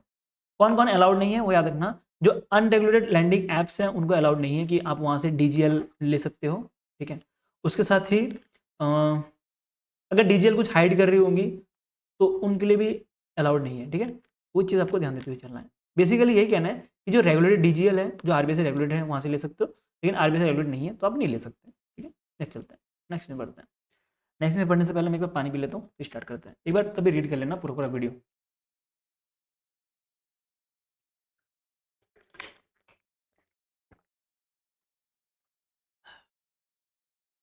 क्लास लंबी हो गई, ठीक है, मैंने आपको बताया नहीं शायद। क्लास लंबी होगी, आराम से 2x में देख लेना या तो 1x 1.5x में देख लेना पूरा पूरा वीडियो। चलो बढ़ते हैं नेक्स्ट।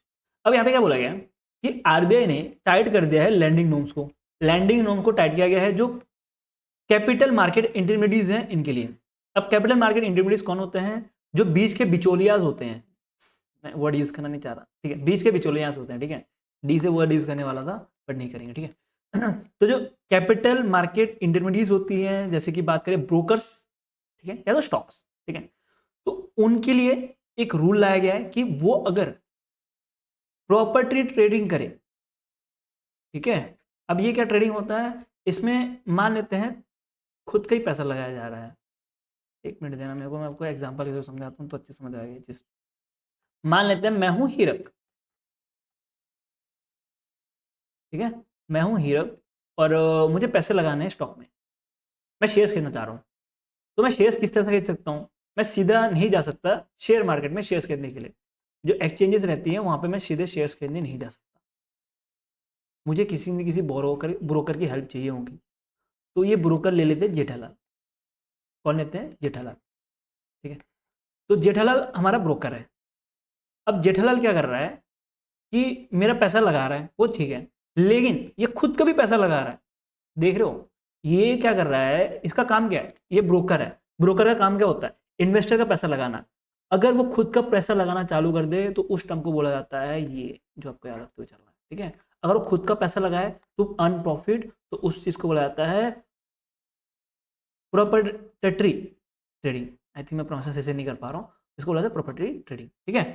तो जब खुद के लिए ही पैसा लगाया जाए किसी भी इंडिविजुअल या तो कोई भी फर्म, फर्म भी हो सकता है, तो उस केस को बोला जाता है प्रॉपर्टी ट्रेडिंग, ठीक है। आई होप मैं सही से कर रहा हूँ इसका प्रोनाउंसिएशन, मैं मुझसे बहुत मुश्किल होता है करना। ठीक है। तो कैपिटल मार्केट समझ आ गया, ये समझा दिया मैंने, वो ट्रेडिंग समझा दी मैंने आपको, पूरा पूरा जेठालाल का सिचुएशन समझा दिया। जेठालाल क्या कर रहा है? खुद का पैसा लगा रहा है।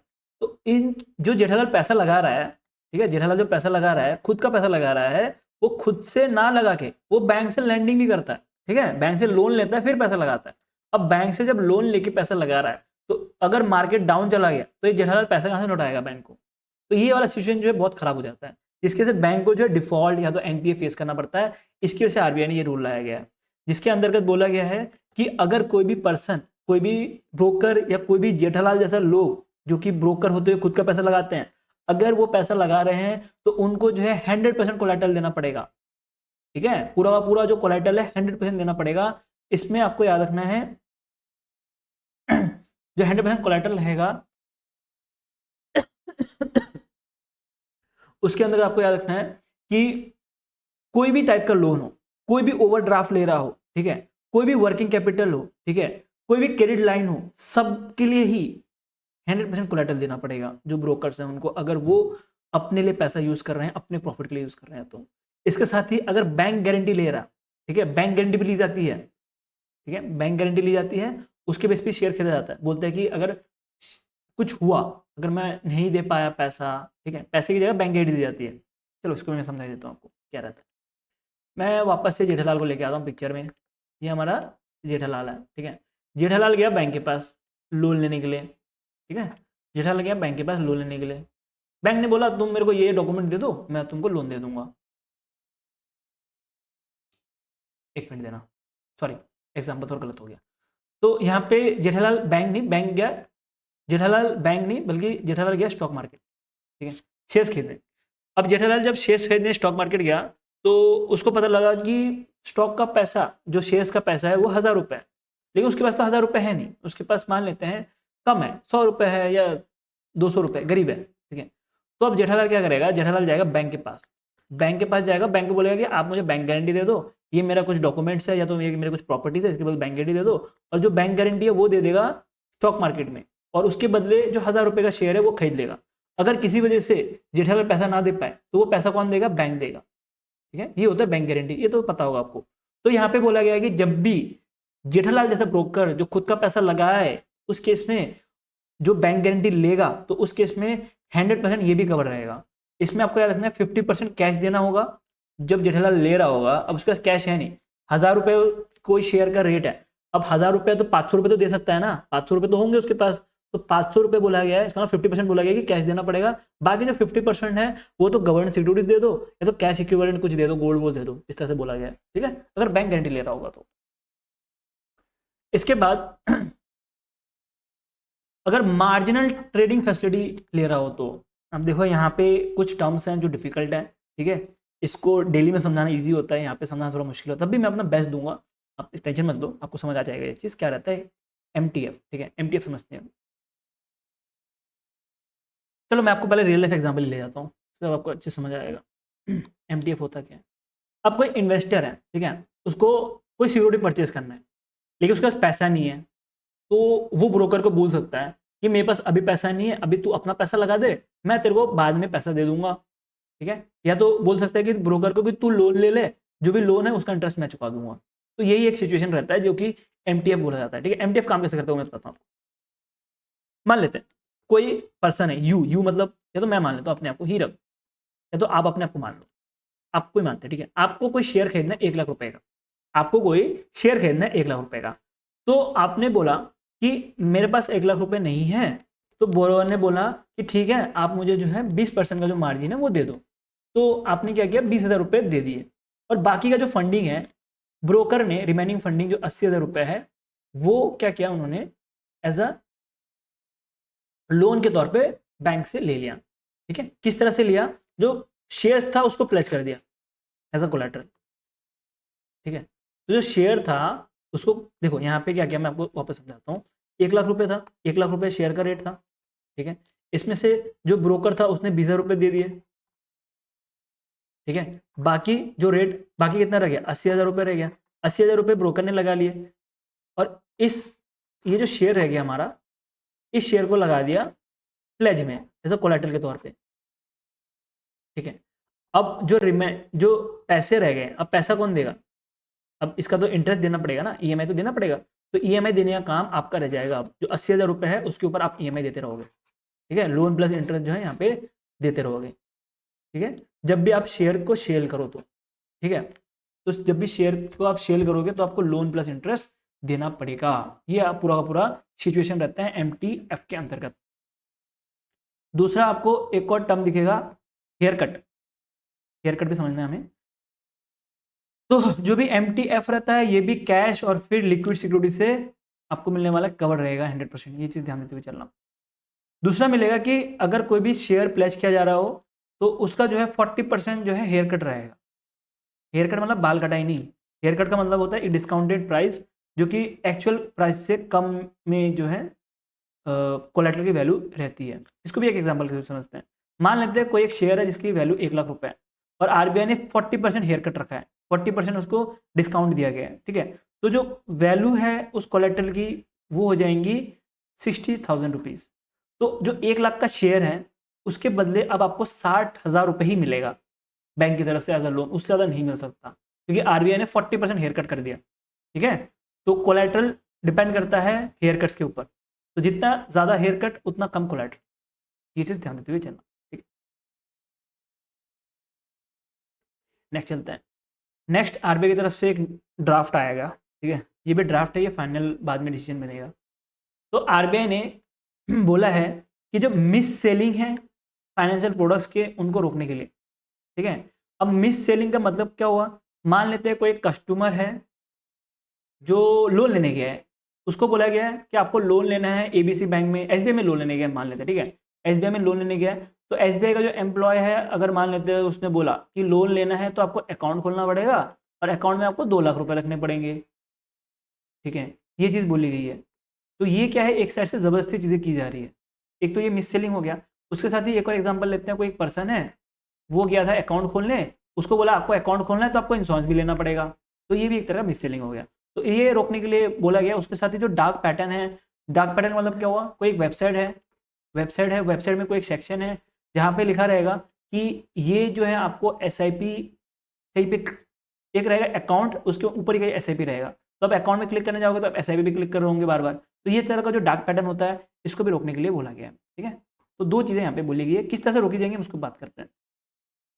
अगर मिस सेलिंग की गई हो तो उस केस में जो भी मिस सेलिंग प्रोडक्ट किया गया हो उसका 100% रिफंड देना पड़ेगा बैंक को, ऐसा कुछ बोला गया है, ठीक है।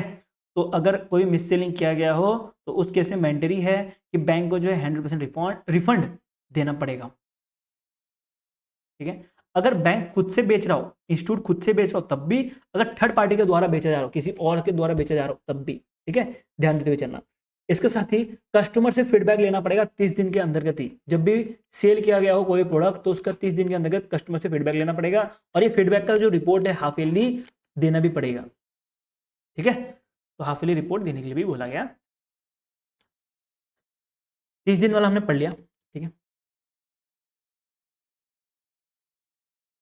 मैंडेटरी कंप्लायंस एक्शंस के बारे में बात करें तो यहाँ पे regulatory, user testing and periodic internal audits भी होते रहेंगे बीच बीच में। और फिर कंप्लायंस जो है इसमें central consumer protection authority dark pattern guidelines 2023 जो है उसके अंतर्गत रहने वाला है, ठीक है। एग्जाम्पल इंपॉर्टेंट है, नहीं इसको छोड़ सकते हो, कोई इतना इशू नहीं है। यहाँ पे बस रिव्यू, जो भी सेल किया गया वो पॉलिसीज को बार बार रिव्यू करने के लिए बोला गया है, और जो प्रोडक्ट जो डिज़ाइन करे उसको भी रिव्यू करने के लिए बोला गया है, बस यहाँ पे और कुछ इतना काम का नहीं है। किसके एप्लीकेबल है, जितने भी ऑल इंडिया फाइनेंशियल इंस्टीट्यूट्स जैसे बैंक हो गया, फिर जितने भी बैंक्स हैं, पेमेंट बैंक्स होंगे, स्मॉल फाइनेंस बैंक्स होंगी, तो वो सबके लिए एप्लीकेबल है। ये डिजिटल हो या तो फिजिकल हो, सबके लिए एप्लीकेबल है, ठीक है। तो अभी का टाइम पे ड्राफ्ट है और इसके ऊपर 4 मार्च 2026 में बात हो गई है, ठीक है। आज तो हमारा 5 मार्च है, तो कल होली का दिन था, तो होली के दिन में ही इसके ऊपर ड्राफ्ट के ऊपर लास्ट डेट रखा गया था, पब्लिक इसमें ओपिनियन दे पाती थी, और अब जो है इसका फाइनल ड्राफ्ट जल्दी आपको दिखेगा, इसको हम वापस से पढ़ेंगे, ठीक है। नेक्स्ट आपको मिलेगा कि आरबीआई ने इशू किया है ड्राफ्ट अमेंडमेंट डायरेक्शन। ये डायरेक्शन जो है आपको मिलेगा लोन रिकवरी प्रैक्टिसेस के लिए, ठीक है। तो लोन रिकवरी प्रैक्टिसेस जो है फेयर करने के लिए, ठीक है, जो बोरोवर है, जो कस्टमर है, उनके साथ अच्छे से बात करें, किस तरह से बात करनी चाहिए, किस तरह से बात नहीं करनी चाहिए, उसके लिए प्रॉपर एक ड्राफ्ट जो है लाया गया है। ये अभी के टाइम पे ये भी पब्लिक का ओपिनियन लिया जाएगा 6 मार्च 2026 तक, और उसको फाइनली इंप्लीमेंट किया जाएगा 1 जुलाई 2026 से, ठीक है। ये ड्राफ्ट है तो इसके ऊपर हम वापस से फ्यूचर में पढ़ेंगे, बट अभी इसको एक बार गो थ्रू कर लो, क्योंकि जो ड्राफ्ट रहता है उसी को देखते हुए बाद में भी फाइनल जो है वो भी बनता है, ठीक है। अगर आपने यहाँ पे चीज़ें पढ़ ली तो आपको ज़्यादा दिमाग लगाने की जरूरत नहीं है, जो फाइनल जो आने वाला है उसमें, ठीक है। तो यहाँ पे क्या क्या कहा गया उसको समझते हैं। पहली चीज़ कही गई है कि प्रपोजल के बारे में बात करें कि डेकोरम रखने के लिए बोला गया है। जब भी कोई एजेंट, रिकवरी एजेंट जाए कस्टमर के घर पे या किसी तरह से अगर बात करे तो वहाँ पे नो हरासमेंट करने के लिए बोला गया, कोई भी हरासमेंट नहीं होगा, और इसके साथ एग्रेसिव बिहेवियर नहीं होगा, गाली गलौज नहीं होगा, ठीक है। ये चीज़ करने के लिए बोला गया है, पहले पॉइंट। अब ये रिकवरी एजेंट होते कौन है उसको समझ लो थोड़ा, यहाँ पे हम इसको समझ लेते हैं। अब रिकवरी एजेंट वो नहीं होते जो बैंकर्स होते हैं। बैंक अगर लोन नहीं दे रहा कोई पर्सन, अगर वो बैंकर अगर उस पर्सन के घर पे जाए तो वो बैंकर होगा, रिकवरी एजेंट नहीं होगा, ठीक है। जब बैंक को लगे कि ये लोन जो है खतरे पे है, ये लोन रिकवर नहीं हो सकता, तो वो देता है एआरसीज को, एसिड रिकन्स्ट्रक्शन कंपनीज को देता है, जो कि बैड लोन संभालता है, मतलब एनपीए को संभालता है। तो जब एनपीए को संभालने के लिए जब दिया जाता है तो वहाँ से जो भेजा जाता है लोगों को, उनको बोला जाता है रिकवरी एजेंट। वो जाते हैं घर में जाके किस तरह से पैसा निकालने का काम इनका ही रहता है, बैंकर्स नहीं होते, ठीक है। ये तो ध्यान देते चलो। तो ये पहला पॉइंट बोला गया है। दूसरा पॉइंट बोला गया है रिस्पेक्ट फॉर प्राइवेसी के लिए रिस्पेक्ट करने के लिए बोला गया है कि इनअप्रोप्रिएट कांटेक्ट ना किया जाए, ठीक है। अगर बात करें विजिट, तो कॉल इनअप्रोप्रिएट टाइम पे ना किया जाए। क्या पता कहीं शादी हो, क्या पता कोई एक्सपायर हो गया, उस समय जाने के लिए मना किया गया है। ठीक, ये चीज़ बोली गई है। ये चीज़ बोली गई है कि जितने भी बैंक्स हैं उनको बैंक के पॉलिसीज में ये सब चीज़ लाने के लिए बोला गया है। ठीक है, और रिकवरी का टाइम पे फेयर ट्रीटमेंट हो, अच्छे से बातें हो, तो वो बातें करके जो है इस सारी चीज़ें सॉल्व करने के लिए बोला गया आरबीआई की तरफ से। पर मैं सच बताऊं, ये चीज़ें बोली जाती है बट ग्राउंड रियलिटी बहुत ज़्यादा अलग रहता है। ठीक है, ऑन पेपर ठीक है, बट ग्राउंड रियलिटी थोड़ा सा अलग रहता है इससे। ठीक है, तो हम उसके ऊपर बात नहीं करेंगे। तो जो रिकवरी एजेंट है, ये आप इंडिविजुअल मान सकते हो या तो कोई एजेंसी मान सकते हो, जिनका काम होता है लोन रिकवर करने का। मेजरली एआरसीस जो मैंने आपको बताया वो आपको यहाँ पे मिलने वाली है। तो इनका ट्रेनिंग भी होगा। ठीक है, ऐसा नहीं है कि इनको सिर्फ बोल दिया है डेकोरम रखो और वो रखना चालू कर देंगे। तो किस तरह से डेकोरम रखना है उसके लिए ट्रेनिंग भी होगी। वो ट्रेनिंग कराने का काम होगा Indian institute of banking and finance का। इसके साथ ही इनको सर्टिफिकेट भी दी जाएंगी। जब ये लोग अपना कोर्स कंप्लीट कर लेंगे तो उनको सर्टिफिकेट दी जाएंगी। उस सर्टिफिकेट का नाम होगा डेप्थ रिकवरी एजेंट ट्रेनिंग का सर्टिफिकेट। ठीक है, एक तरह का सर्टिफिकेट दिया जाएगा। मैं एक बार साउंड चेक कर लूँ सही आ रहा है कि नहीं, फिर बाद में स्टार्ट करते हैं वापस। ठीक है, एक मिनट देना बस, मेरे को ज़्यादा टाइम नहीं लगेगा। 55 मिनट्स का हो गया साउंड। ठीक है, बस स्टार्ट।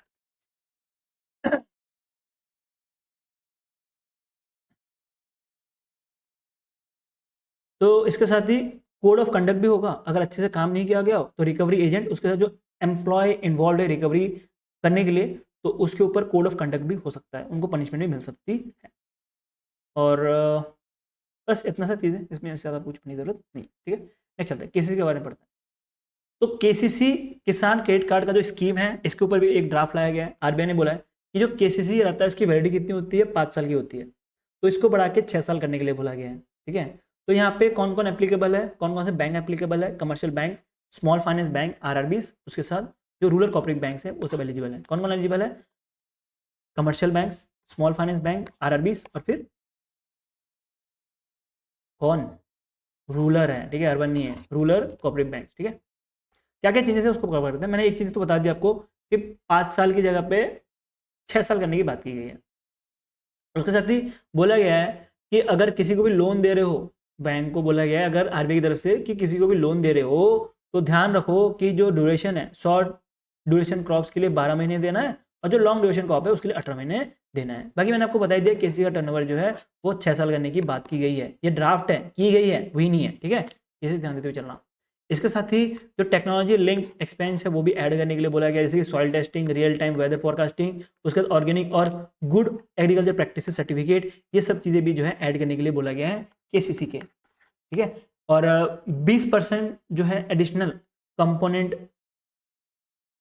जैसे कि बात करें ट्रैक्टर वैक्टर हो गया तो उसके लिए कुछ डिस्काउंट भी देने के लिए बोला गया। ठीक है, और पब्लिक का इसमें ओपिनियन लिया जाएगा। ठीक है, पब्लिक का ओपिनियन जो है वो लिया जाएगा कनेक्ट टू रेगुलेट के द्वारा, जो आरबीआई का वेबसाइट है उसके अंतर्गत। इवन आरबीआई को जो ईमेल भी भेजा जा सकता है, जो भी इनका सब्जेक्ट लाइन है उसके अंतर्गत। ठीक है, तो एक छोटा सा न्यूज़ है इंपॉर्टेंट, आपको जो बेसिकली ये मिलने वाला है, जो 5 साल बढ़ाने की बात हुई है, सॉरी हाँ 5 साल बढ़ाने की बात हुई है 6 साल से, स्टेटमेंट गलत हो गया ना, 6 साल बढ़ाने की बात हुई है 5 साल से। ठीक है, तो यहाँ पे जो लोन ड्यूरेशन है ये भी याद रखते हुए चलना, 12 महीने शॉर्ट ड्यूरेशन क्रॉप्स के लिए और फिर लॉन्ग ड्यूरेशन क्रॉप के लिए आपको 18 महीने मिलने वाला है।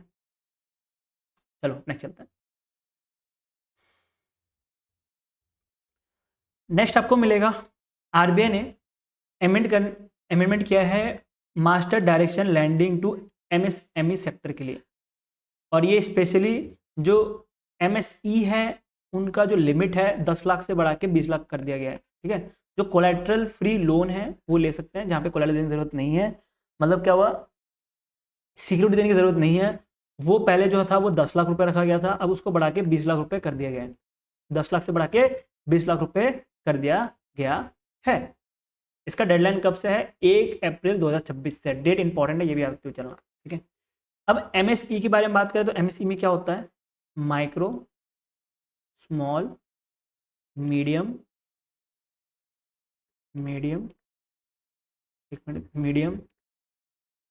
एंटरप्राइज। ठीक है, तो इसमें से अगर हम माइक्रो ले और फिर स्मॉल एंटरप्राइज ले तो इन्हीं के लिए जो है 20 लाख की लिमिट रखी गई है, बाकी के लिए नहीं रखी गई। इसे ध्यान देते चलना। ठीक है, और इसके साथ ही एक और पॉइंट रखना है, एक स्कीम है प्रधानमंत्री एम्प्लॉयमेंट जनरेशन प्रोग्राम अगर इसके अंतर्गत ऑलरेडी ये एक स्कीम है जिसके अंतर्गत जो MSE है, ठीक है, या तो MSME है, वो सब्सिडी रेट पे जो है लोन ले सकते हैं, ठीक है, विदाउट कोलेटरल।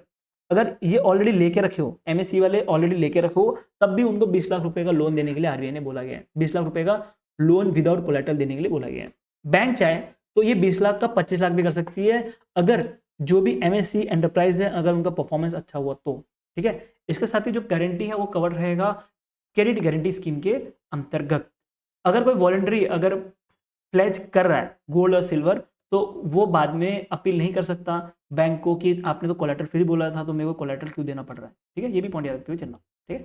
तो निर्मला सीतारमण जी ने बोला था यूनियन बजट में कि हम जो है एक गवर्नमेंट जो है एक सेल्फ रिलेवेंट इंडिया फंड बनाएंगी और इसके लिए 4,000 करोड़ रुपए जो है दिए जाएंगे। तो ये 4,000 करोड़ रुपए जो दिए जाएंगे उसका एक पहला स्टेप आपको अभी के टाइम पे दिख रहा, फेब के महीने का न्यूज़ है तो फेब में आपको ये दिख रहा, ठीक है। उसके साथ ही प्रधानमंत्री एम्प्लॉयमेंट जनरेशन प्रोग्राम के बारे में मैंने आपको ऑलरेडी बता दिया क्या है क्या नहीं। कौन सी मिनिस्ट्री के अंतर्गत आएंगी?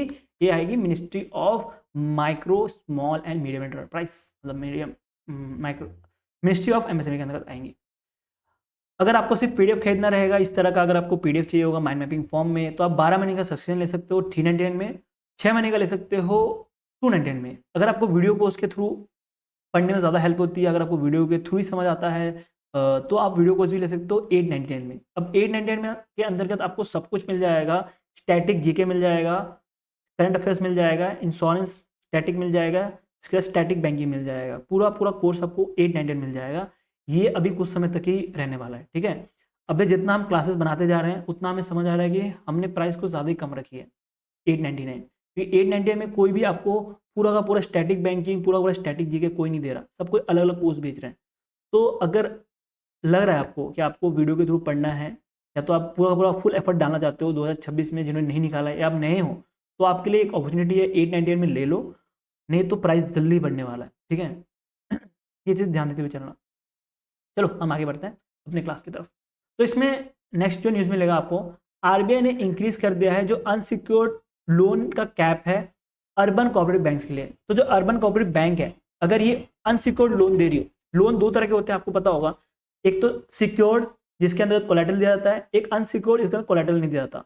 तो जो अनसिक्योर्ड लोन है अर्बन कोऑपरेटिव बैंक का, उसका लिमिट बढ़ा दिया है 20%, ठीक है, ऑफ द टोटल एडवांसेस। कितना किया गया है?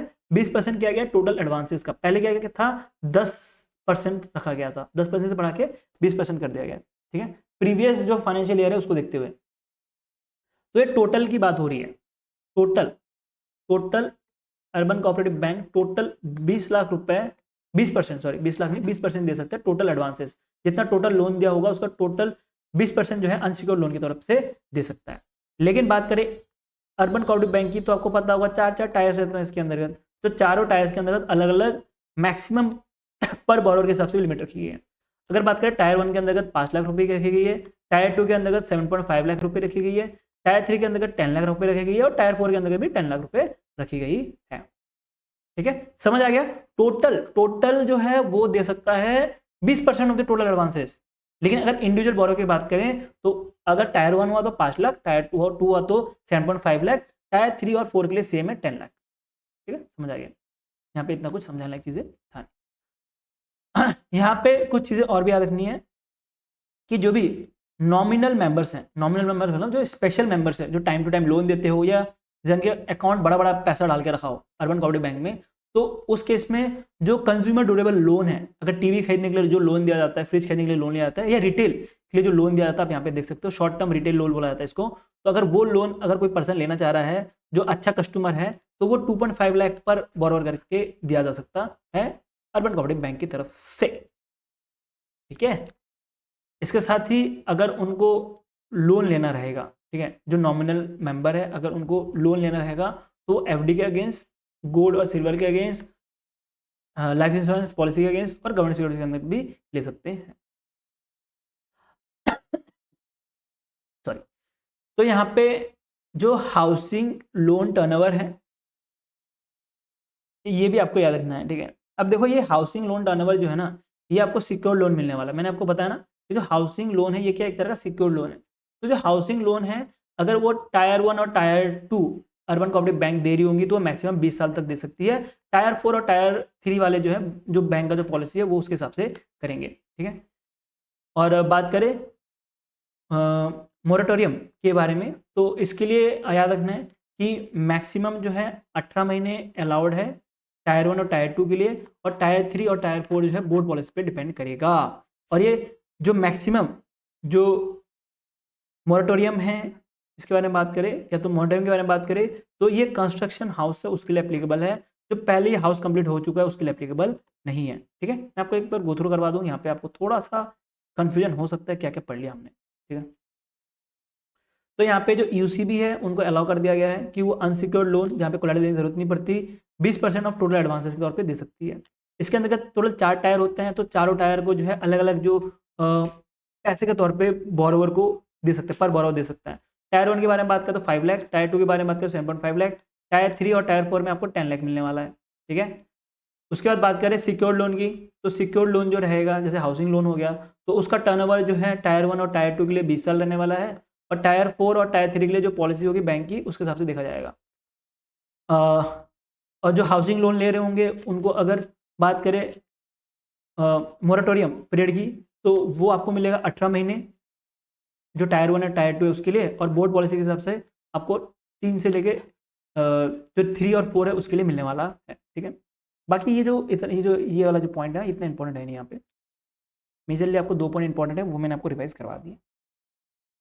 ये भी एक ड्राफ्ट है तो इसके लिए भी पब्लिक ओपिनियन लिया जाएगा 4 मार्च 2026 तक। यहाँ पे हमारा आरबीआई के जितने भी मेजर जो न्यूज़ थे वो खत्म हो गए। अब हम पढ़ेंगे पेनल्टीज, ठीक है। अब पेनल्टीज लोन्स वो सब पढ़ेंगे, ठीक है। मैं ये भी बताऊंगा कि क्या पढ़ना चाहिए क्या नहीं पढ़ना चाहिए। बेसिकली क्या करते हैं बच्चे सब कुछ पढ़ते हैं और उसके बाद स्कोर नहीं हो पाता और फिर बाद में दुखी हो जाते हैं। वो नहीं करना, अपने को पता होना चाहिए क्या पढ़ना है क्या नहीं पढ़ना। पेनल्टी के बारे में बात करें तो पेनल्टी में पढ़ना होता है किसके ऊपर लगी है, कितने अमाउंट की लगी है और किस रीजन की वजह से लगी है। इतनी चीज़ें पढ़नी रहती है, इससे कुछ पढ़ने की जरूरत नहीं है। सेक्शंस पूछे जाते थे पहले, अभी बहुत कम सेक्शन पूछे जाते हैं, तो सेक्शंस में अपना दिमाग मत लगाओ कौन सा सेक्शन जो है किस पे लग रहा है, ठीक है। तो ये जो टोटल आरबीआई के बारे में बात करें तो आरबीआई ने 1.35 करोड़ रुपए की पेनल्टी लगाई है, जिसके अंतर्गत 3 बैंक्स और 2 एनबीएफसी हैं। तो पहले आपको जो बैंक है वो करवा देता हूँ। प्राइवेट बैंक्स आपको मिलने वाले हैं जिसके ऊपर सबसे ज़्यादा पेनल्टी लगी है सीबीएस बैंक, ठीक है। इसके ऊपर 63.60 लाख रुपए की पेनल्टी लगाई है कि इन्होंने जो बिजनेस कॉरस्पॉन्डिंग का जो डायरेक्शन है उसके अंदर नॉन कंप्लायंस दिखाया है। इसके जो कस्टमर सर्विस इन बैंक्स है उसमें भी नॉन कंप्लायंस दिखाया है, जिसकी वजह से इनके ऊपर 63.60 लाख रुपए की पेनल्टी लगी है। दूसरा आपको मिलेगा डीसीबी बैंक। डीसीबी बैंक जो है एक तरह का प्राइवेट बैंक है, इसके ऊपर 29.60 लाख रुपए की पेनल्टी लगाई है कि इन्होंने जो लोन टू वैल्यू रेशियो है वो मेंटेन करने में फेल हो गए, ठीक है। किसके लिए, जो गोल्ड अकाउंट है उसके लिए, ठीक है, गोल्ड लोन अकाउंट है उसके लिए। अगर बात करें बैंक ऑफ महाराष्ट्र की, तो इनके ऊपर 32.50 लाख रुपए की पेनल्टी लगाई है कि इन्होंने एक तो केवाईसी कंप्लायंस नहीं दिखाया, उसके साथ ही जो सेल्फ हेल्प ग्रुप रहती है उधर जो क्रेडिट रेटिंग इन्फॉर्मेशन को देना पड़ता है सेल्फ हेल्प ग्रुप का इन्फॉर्मेशन वो सही से नहीं दिया, इसके से इनको पेनल्टी लगाई गई है। आईआईएफएल जो मेजरली आपको लोन देते हुए दिखती है, ये एक तरह की एनबीएफसी है, इनके ऊपर 5.30 लाख रुपए की पेनल्टी लगाई है कि इन्होंने नॉन कंप्लायंस दिखाया एसिड क्लैरिफिकेशन में कि इनके पास कितना एसिड पड़ा हुआ है वो अच्छे क्लैरिफाई नहीं किया, इनके पेनल्टी लगाई है। फिर नवी फिनसेप के ऊपर जो कि एक तरह के एनबीएफसी है, इनके ऊपर 3.80 लाख रुपए पेनल्टी लगाई है कि इनका जो रिकवरी एजेंट थे, ठीक है, उनके ऊपर नॉन कंप्लायंस दिखाया। मैंने रिकवरी एजेंट आपको समझा दिया कौन रहते हैं, ठीक है। नेक्स्ट चलते हैं। नेक्स्ट आपको मिलेगा 197 कम्युनिकेशन जो कि पेटीएम का ही आपको पेरेंट कंपनी मिलेंगी। इनके ऊपर 18.76 लाख रुपए की पेनल्टी लगाई है, कारण कि इन्होंने कुछ चीजें छुपाई थी, पुरानी चीजें 2017 की चीजें हैं वो छुपाई थी जिसके ऊपर इनके पेनल्टी लगाई है। किसके अंतर्गत लगाया है ये आपको याद रखना है, फेमा एक्ट के अंतर्गत, फॉरेन एक्सचेंज मैनेजमेंट एक्ट के अंतर्गत इनके ऊपर पेनल्टी लगाई है और 33 करोड़ रुपए की इनके ऊपर पेनल्टी लगाई गई है, ठीक है।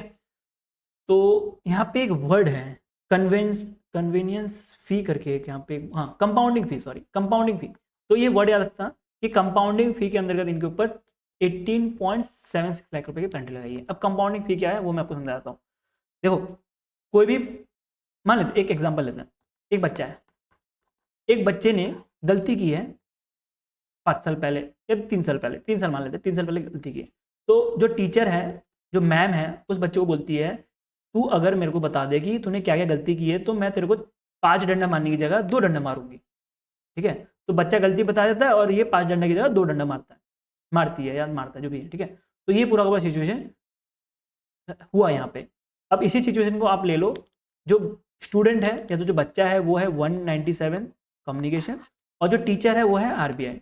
आरबीआई ने बोला है अगर कोई भी कंपनी अगर अपनी गलती बता देती है फीमा एक्ट के अंतर्गत, जो कंपाउंडिंग फी है इसके अंतर्गत अगर कोई भी गलती बता देती है तो इसके ऊपर कम पेनल्टी लगेगी।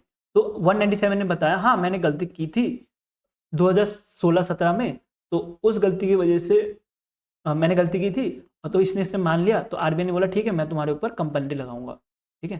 तो इसने जो है टोटल 18.76 लाख की पेनल्टी लगाई है। तो गलती क्या की थी इसने, 33 करोड़ रुपए का जो है आपको मिलेगा पैसे बाहर देश से इन्वेस्ट करवा लिए गए थे। तो इसको समझ लेते क्या है ये चीज़।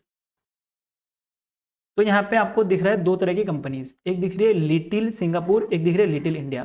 तो लिटिल सिंगापुर और लिटिल इंडिया के बारे में बात करें तो ये दोनों के दोनों कंपनी 197 का ही है, ठीक है। तो यहाँ पे क्या हुआ था कि जो लिटिल सिंगापुर है इन्होंने इन्वेस्ट कर दिया था 33 करोड़ रुपए लिटिल इंडिया में। तो लिटिल सिंगापुर एक तरह की पैरेंट कंपनी है, लिटिल इंडिया जो है एक तरह की सब्सिडी कंपनी है। तो सब्सिडी कंपनी में इन्होंने इन्वेस्ट कर दिया था, ठीक है। तो यहाँ पे प्रॉब्लम क्या है, सब्सिडी कंपनी तो इन्वेस्ट किया जा सकता है, तो यहाँ पे प्रॉब्लम क्या है, प्रॉब्लम ये थी कि जो इंडिया की कंपनी थी लिटिल, इन्होंने सस्ते दाम में शेयर्स बेच दिए थे, सस्ते दाम पे शेयर्स बेच दिए थे लिटिल सिंगापुर को। तो ये एक इशू था और इसके ऊपर रिपोर्ट नहीं किया गया था, ठीक है। और बाद में जाके अभी बताया गया है फेब 2026 में, 2017 का केस है, अभी 2026 में ये चीज़ बताई गई है, ठीक है। ये आपको प्रॉपर न्यूज़ मिलने वाला है। तो यहाँ पे आपको मिलेगा कि पेटीएम ने एक्वायर किया था लिटिल इंटरनेट को और इसके साथ पे बाय को 2017 में ही, और उसके बाद ही इन्होंने इस तरह का कुछ किया गया था, ठीक है। इसकी से पेनल्टी लगाई गई है। नेक्स्ट चलते हैं, न्यू इंडिया कोऑपरेटिव बैंक का जो लाइसेंस है वो कैंसिल कर दिया गया है under the second schedule of RBI act 1934 के। तो आरबीआई एक्ट 1934 के अंतर्गत जो सेकेंड शेड्यूल है उसके अंतर्गत जो न्यू इंडिया कोऑपरेटिव बैंक है इसका लाइसेंस कैंसिल कर दिया गया है। अब लाइसेंस कैंसिल कर दिया गया है तो इसका मतलब क्या हुआ कि जो आरबीआई से जो फैसिलिटी मिलती है, लोन्स मिलता है, ठीक है, इसके साथ ही आरबीआई से बोरोइंग कर सकते हैं फंड्स, इमरजेंसी फंड्स, ये सब, तो वो सब नहीं मिलेगा, ठीक है। तो आरबीआई से एक तो लिक्विडिटी फैसिलिटी नहीं मिलेंगी, उसके साथ ही जो भी बोरोइंग की जाती है आरबीआई से वो भी नहीं मिलेगा, ठीक है। और उसके साथ ही जो मेंबरशिप रहता है क्लीनिंग हाउस का, अब क्लीनिंग हाउस का मेंबरशिप का फायदा क्या होता है, चेक क्लियरेंस करना, ठीक है। अब ये चेक भी इशू नहीं कर पाएंगे, ठीक है, इनका चेक में भी रिस्ट्रिक्शन लग जाएगा। तो इसके बाद अभी क्या रह गई है, न्यू इंडिया कोऑपरेटिव बैंक, अब शेड्यूल बैंक नहीं रहेगी तो क्या रहेंगी, ये बन गई है अभी नॉन शेड्यूल बैंक, ठीक है। अब ये बन गई है नॉन शेड्यूल बैंक। तो आरबीआई से जो भी फायदा मिलता था, लोन का फायदा, क्लीनिंग हाउस का फायदा, उसके साथ लिक्विडिटी फैसिलिटी का फायदा, वो कुछ नहीं मिलेगा, कुछ भी नहीं मिलेगा, ठीक है। इसे याद रखते हुए चलना। अगर बात करें सेकंड शेड्यूल की, तो second schedule of RBI act के अंतर्गत 5 लाख रुपए पैसे होने चाहिए कोई भी अगर आना चाहता है तो, और उसके साथ याद रखना है कि कुछ फैसिलिटी मिल जाती है, अच्छी खासी फैसिलिटी मिल जाती है, जैसे कि लोन मिल जाता है, बोरिंग मिल जाती है, क्लीनिंग हाउस मेंबर मिल जाता है। इसके बदले बैंक को जो है आरबीआई के साथ जो है सीआरआर मेंटेन करना पड़ता है, कैश रिजर्व रेशियो मेंटेन करना पड़ता है, ठीक है। अभी के टाइम पे कितना है 3%, तो वो मेंटेन करते हुए चलना भी पड़ता है, ठीक है। नेक्स्ट चले, अच्छा एक्चुअली ये लाइसेंस में आना चाहिए था, ठीक है, थोड़ा गलती होगी। तो जो ASK acid and wealth management group है, अभी के टाइम पे इसको लाइसेंस मिला है इन्वेस्टमेंट मैनेजर का, ठीक है, म्यूचुअल फंड के लिए, कि ये जो है म्यूचुअल फंड बेच सकता है। ये लाइसेंस के द्वारा दिया गया है, सेबी के द्वारा दिया गया हुआ है, ठीक है। बस इतना सा न्यूज़ है, इससे ज़्यादा कुछ जरूरत नहीं है पढ़ने की। अभी के टाइम पे बस इतना रखना कि इनको फाइनल लाइसेंस मिला है, इन प्रिंसिपल लाइसेंस मतलब टेम्पररी लाइसेंस को मार्च 2025 में मिला था, और अभी के टाइम पे इनको फाइनल लाइसेंस मिल चुका है कि ये म्यूचुअल फंड बेच सकते हैं। और ये जो है अपना बात करें कि 52 नंबर का म्यूचुअल हाउस बन चुका है after achieving this license. Next license के ऊपर पढ़ते हैं। तो यहाँ पे मिलेगा इन सॉल्यूशन ग्लोबल को लाइसेंस मिला है पेमेंट एग्रीगेटर का आरबीआई की तरफ से, और ये लाइसेंस जो है 3 कैटेगरी के अंतर्गत इनको दे दिया गया है, ठीक है। एक मिलेगा पेमेंट एग्रीगेटर ऑनलाइन, जिसमें आपको ऑनलाइन पेमेंट करने का सुविधा मिलता है। पेमेंट एग्रीगेटर फिजिकल, जिसके अंतर्गत फिजिकल जो दुकान में दिखता है मर्चेंट जो पेमेंट करता है उसका license. Cross border international payment का भी इनको लाइसेंस मिल चुका है, ठीक है। अब ये जो अप्रूवल दिया गया है वो दिया गया RBI master direction on regulatory of payment aggregator 2025-26 के अंतर्गत। और आईएसजी के बारे में बात करें तो ये एक bank one of the few non bank fintech है जिनको ये लाइसेंस मिला है, full stack payment aggregator license मिला है। फुल स्टैक का मतलब क्या हुआ, तीनों के तीनों पेमेंट एग्रीगेटर लाइसेंस मिला है, ऑनलाइन, ऑफलाइन और फिर क्रॉस बॉर्डर। ठीक है, ऑफलाइन को फिजिकली बोला जाता है। नेक्स्ट चलते हैं।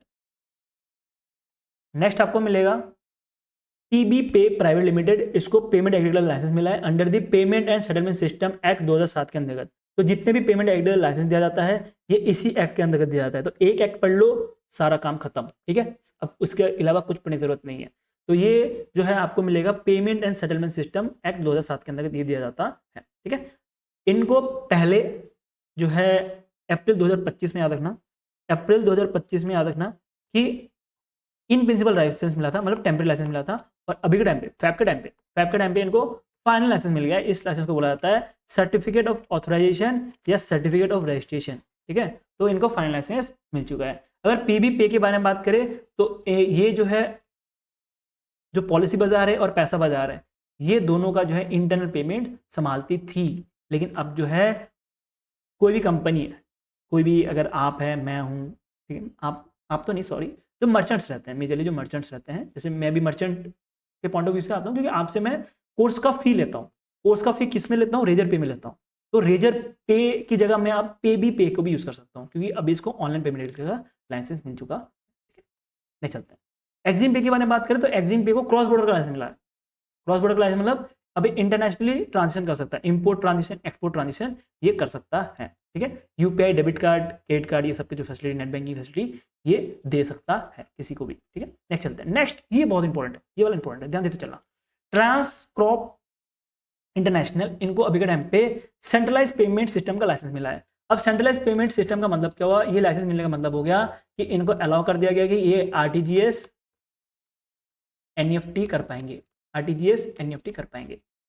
तो जो ये लाइसेंस रहता है सेंट्रलाइज पेमेंट सिस्टम का लाइसेंस, ये किसको दिया जाता है, ये दिया जाता है उनको जो नॉन बैंक फाइनेंस कंपनीज रहते, नॉन बैंक जो रहते हैं उनको दिया जाता है। ठीक है, तो नॉन बैंक को ये दिया जाता है। ठीक है, तो ये जो ट्रांसकॉप इंटरनेशनल ये नॉन बैंक है, इसलिए इनको लाइसेंस मिला है जिसके से आरटीजीएस और एनईएफटी कर पाएंगी अब। और बैंक के बारे में बात करें, जो भी बैंक्स होती हैं उनको ऑलरेडी ये लाइसेंस दिया जाता है, जिसकी वजह से ये आरटीजीएस और एनईएफटी कर पाती है। ठीक है, आरटीजीएस और एनईएफटी कौन संभालता है, ये भी आरबीआई संभालता है। तो ये लाइसेंस आरबीआई तरफ से लिया गया है, अब ये जो है प्रॉपर प्रोसेस कर पाएंगे। इसके साथ ही इनको आईएफएससी कोड भी दिया जाएगा, यूनिक जो इंडियन फाइनेंशियल सिस्टम कोड रहता है वो भी दिया जाएगा। नेक्स्ट, पेमेंट मनी के बारे में बात करें तो पेमेंट मनी को अभी के टाइम पे टायर 2 एनबीएफसी का लाइसेंस दिया गया है नॉन डिपॉजिट टेकिंग का। ठीक है, नॉन डिपॉजिट टेकिंग का इनको लाइसेंस मिला है, और ये लाइसेंस दिया है आईसीसी के अंतर्गत। आईसीसी का फुल फॉर्म आपको मिलेगा इन्वेस्टमेंट एंड क्रेडिट कंपनी के अंतर्गत दिया गया है। अब इन्वेस्टमेंट एंड क्रेडिट कंपनी का मतलब क्या हुआ, ये जो है इन्वेस्टमेंट भी कर सकती है, ये एक तरह की एनबीएफसी होंगी जो कि नॉन डिपॉजिट टेकिंग रहेंगी, मतलब पब्लिक का पैसा नहीं उठा सकती, लेकिन ये इन्वेस्टमेंट भी कर सकती है, उसके साथ लोन भी दे सकती है, इन्वेस्टमेंट भी कर सकती है, उसका लैंडिंग भी दे सकती है। इसके लिए एयरटेल मनी को अलाउ कर दिया गया। ठीक है, नेक्स्ट चलते हैं। इतना ही पढ़ना है अपने को, इससे ज़्यादा कुछ पढ़ने की जरूरत नहीं है। एक्ट वैक्ट आप देख लेना, वीडियो को पॉज करके, या पीडीएफ में आपको मिल जाएगा, वहाँ से देख लेना। ठीक है, पीडीएफ वैसे तो ये वीडियो अगर यूट्यूब में गया, बेसिकली ये वीडियो मैं बना रहा हूँ पेड क्लास के लिए। ठीक है, अगर किसी वजह से अगर ये यूट्यूब में गया तो ये पीडीएफ नहीं मिलेगा। ठीक है, ये पेड क्लास का पीडीएफ है, तो पेड क्लास में जो मंथली पीडीएफ है उसके अंतर्गत आपको ये मिल जाएगा। ठीक है, फ्री में नहीं मिलेगा, मैं आपको यहाँ पे पहले बता दूँ, कोई कन्वर्सेशन करके ये नहीं बोलेगा कि ये जो है फ्री में दिला दो या तो मेरे को ये शेयर कर दो, ये पॉसिबल नहीं है। ठीक है, क्योंकि पेड क्लास का पीडीएफ है तो पेड क्लास में रहेगा ये। नेक्स्ट चलते हैं। आईआईएफएल कैपिटल सर्विस को जो है होली सब्सिडी का लाइसेंस मिल चुका है गिफ्ट सिटी में। तो यहाँ पे क्या रहेगा, आईआईएफसी जो है इनकी जो कंपनी रहेंगी आईआईएफएल, ठीक है, सब्सिडी कंपनी रहेंगी, इधर इनको 100% अलाउ कर दिया गया, ये 100% एक्वायर कर सकते हैं। अब 100% एक्वायर कर पाएंगे तो आईआईएफएल जो सब्सिडी रहेंगी, जो गिफ्ट सिटी गांधीनगर में बैठेंगी, इनका जो भी बिजनेस है, ठीक है, इसका जिनकी ऑपरेशन है, उसका जो भी इनका पॉलिसी है, वो सारा हैंडल करने का काम आईआईएफसी कैपिटल सर्विस लिमिटेड का रहने का काम रहेगा। मतलब आईएफसी जो है वो मैनेज करेगी आईएफसी कैपिटल को। ठीक है, नेक्स्ट चलते हैं। नेक्स्ट आपको मिलेगा एक भूटान का न्यूज़ है वैसे तो, चलो मैं आपको करा देता हूँ, वैसे इंपॉर्टेंट है नहीं है। ठीक है, मैं आपको पहले बता दूँ। तो ये आपको मिलेगा मैट्रिक्स भूटान PTE लिमिटेड जो कि भूटान की एक एंटिटी है, इनको अभी के टाइम पे गेलेपू माइंडफुलनेस सिटी का ऑपरेशन करने के लिए अलाउ कर दिया गया है। ठीक है, तो यहाँ पे जो है इनको अलाउ कर दिया गया है। ठीक है, अभी के टाइम पे इनको इन प्रिंसिपल अप्रूवल मिला है। ये इतना इंपॉर्टेंट है नहीं, मैं इसलिए आपको ये नहीं करवा रहा। नेक्स्ट चलते हैं। अब हम बढ़ते हैं सेबी के न्यूज़ के ऊपर। तो सेबी ने इशू किया है क्रेडिट रेटिंग एजेंसी का एक सर्कुलर। ठीक है, इस सर्कुलर में बोला गया है कि जितने भी क्रेडिट रेटिंग एजेंसीज हैं, टोटल 4 क्रेडिट रेटिंग एजेंसीज हैं जो कि रेगुलेट है आरबीआई की तरफ से, जैसे सिबिल हो गया, ICAR हो गया, इस तरह के जो क्रेडिट रेटिंग एजेंसीज हैं, इनको बोला गया है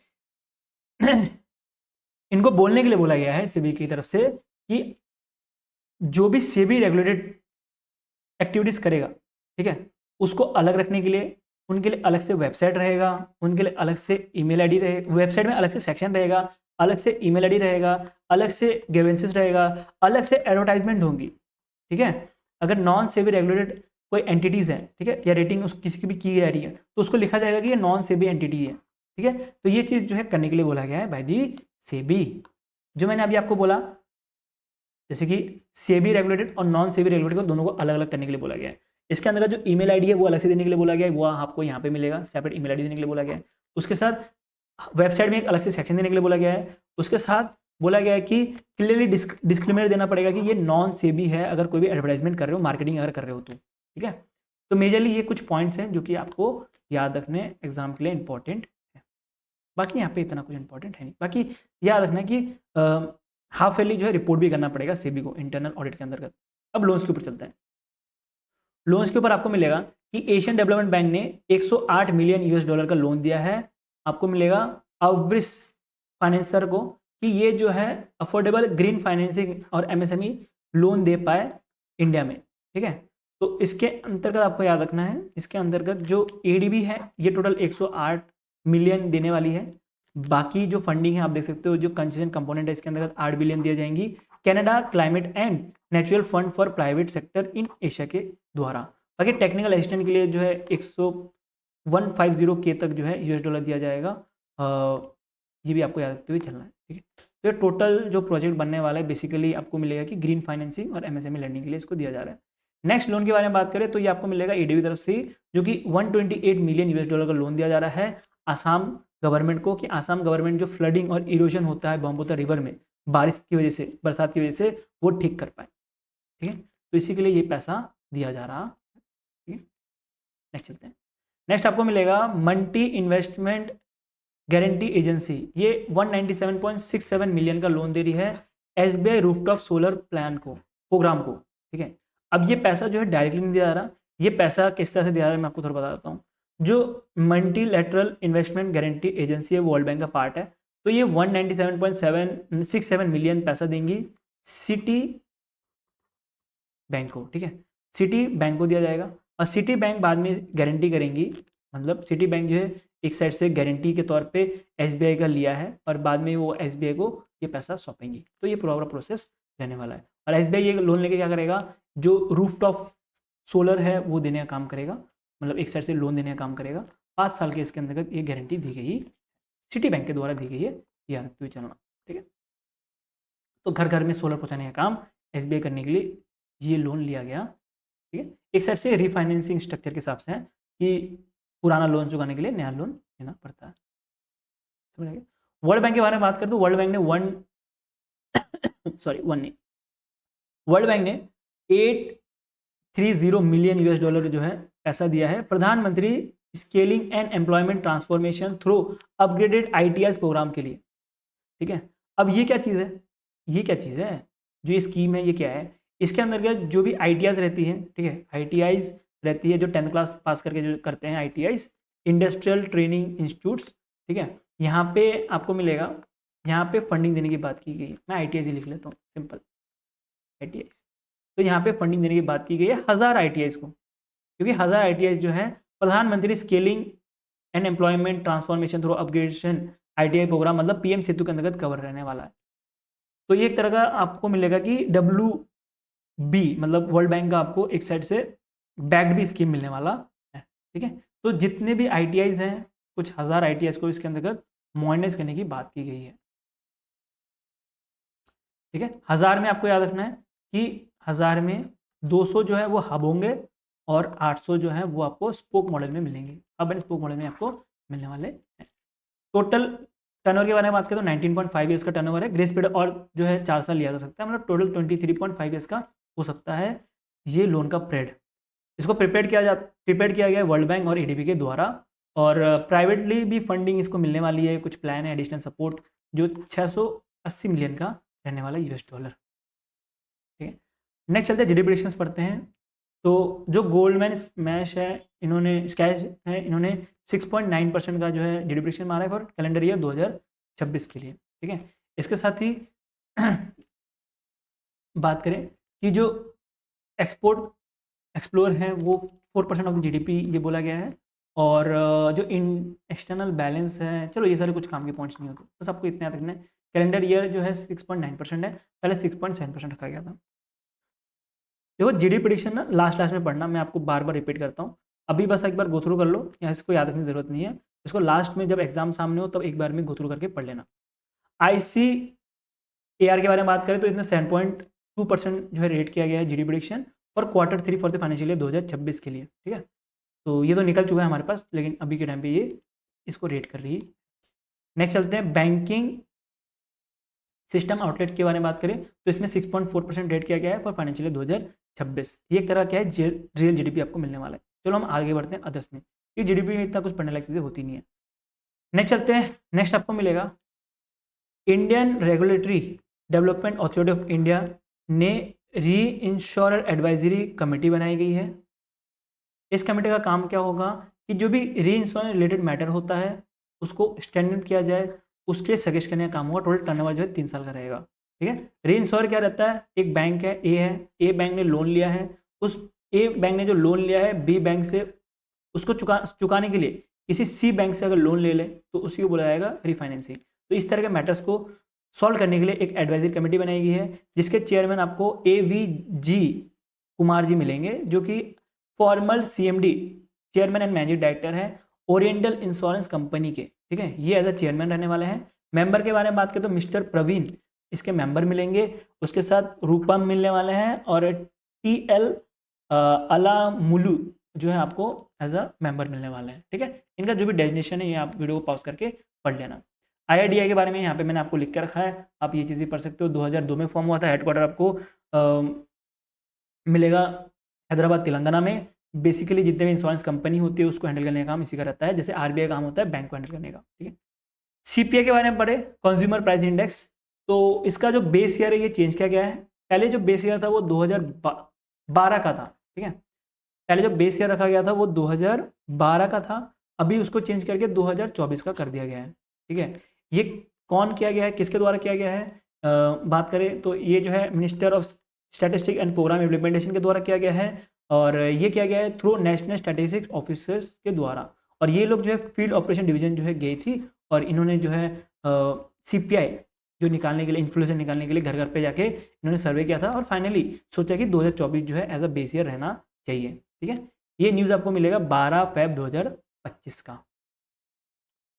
ठीक है, इसके अंतर्गत 12 तरह के एक्सपेंडिचर ग्रुप्स ऐड किए गए हैं। पहले 6 रखे गए थे, अभी के टाइम पे 12 ऐड किए गए हैं और 6 इसमें ऐड किए गए हैं। और इसके साथ ही जो बास्केट है वो भी बढ़ाया गया है, पहले 299 था उसको बढ़ा के 358 आइटम्स रखे गए हैं। ठीक है, और इसका जो डेटा है वो हेल्प करेगा ऑल इंडिया के लेवल पे, इसके स्टेट्स को हेल्प करेगा, रूरल को हेल्प करेगा। ठीक है, और इसमें ऑनलाइन प्राइसिंग भी इंक्लूड है। जब सर्वे किया जा रहा था, आजकल तो OTT ये सब को यूज़ किया जाता है, E-कॉमर्स को यूज़ किया जाता है। ठीक है, तो ये सबको भी जो है देखते हुए ये प्रॉपर सर्वे हुआ है। एक तरह कंबाइंड सर्वे होने वाला है, जिसके अंदर rural CPI plus urban CPI दोनों को मिक्स करके हुए किया गया था। ठीक है, और इसके अंदर जो मैथोलॉजी यूज़ किया गया था, आप ये कुछ इंडेक्सेस हैं वो सब यूज़ करके किया गया था, बट इतना इंपॉर्टेंट है नहीं एग्जाम के लिए। ठीक है, तो यही से हमारा पूरा वीडियो एंड होता है। मैं होप करता हूँ मैंने आपको जो भी बैंकिंग अवेयरनेस के अंदर समझाया आपको सब कुछ समझ आया है। ठीक है, मैं वापस से रिपीट कर रहा हूँ, ये जो है पेड क्लास है। अगर ये पेड क्लास मैंने यूट्यूब पे डाला तो इसका PDF आपको नहीं मिलेगा, ये चीज़ ध्यान देते हुए चलना, क्योंकि PDF जो है पेड है। ठीक है, चाहिए होगा तो आपको बहुत सस्ते में मिल जाएगा, 399 में मिल जाएगा। ठीक है, और इसके अंदर कुछ डिस्काउंट भी चलती रहती है, आप उसको यूज़ करके और सस्ते मिल जाएगा। ठीक है, PDF प्लस क्विज, इसके साथ जो भी एग्जाम PDF आता है, कुछ भी आता है, कोई भी PDF आता है तो सारा कुछ इसके अंदर मिलेगा, लेकिन जो पेड क्लास का PDF है वो नहीं मिलेगा। बस ये चीज़ ध्यान देते हुए चलना। मैं किसी को गलत बोल के जो है पैसा नहीं लेना चाहता, और मैं कहीं अब तक नहीं लिया हूँ, ठीक है। तो अगर आपने कोई भी सब्सक्रिप्शन लेकर रखा है तो आप मेरे को पूछ भी सकते हो कि मैं यहाँ से कर रहा हूँ कि मेरे को सब्सक्रिप्शन लेना चाहिए कि नहीं। अगर मेरे को लगेगा नहीं लेना चाहिए तो मैं मना कर दूंगा सीधे सीधे, ठीक है। मेरे लिए पैसा मैटर नहीं करता, आपका सिलेक्शन मैटर करता है, ठीक है। अगर बात करें कि अगर कुछ भी पूछना रहेगा इसके बारे में भी, तो आप @हीरक HK में पूछ सकते हो। कोर्स के लिए नहीं, बल्कि अगर आपको कुछ भी एग्जाम रिलेटेड डाउट है वो भी आप मेरे से पूछ सकते हो, ठीक है। थोड़ा लेट रिप्लाई करता हूँ क्योंकि बहुत सारे मैसेज आते हैं, लेकिन जितना जल्दी हो सके मैं आपको रिप्लाई कर दूंगा, ठीक है। वीडियो को यही बैंड करते हैं, वीडियो अच्छा लगा तो लाइक कर देना। ऐसी कंटेंट देखने के लिए चैनल अभी के लिए हम इतना रखते हैं, बाकी हम दूसरे सेशन में मिलते हैं। बाय।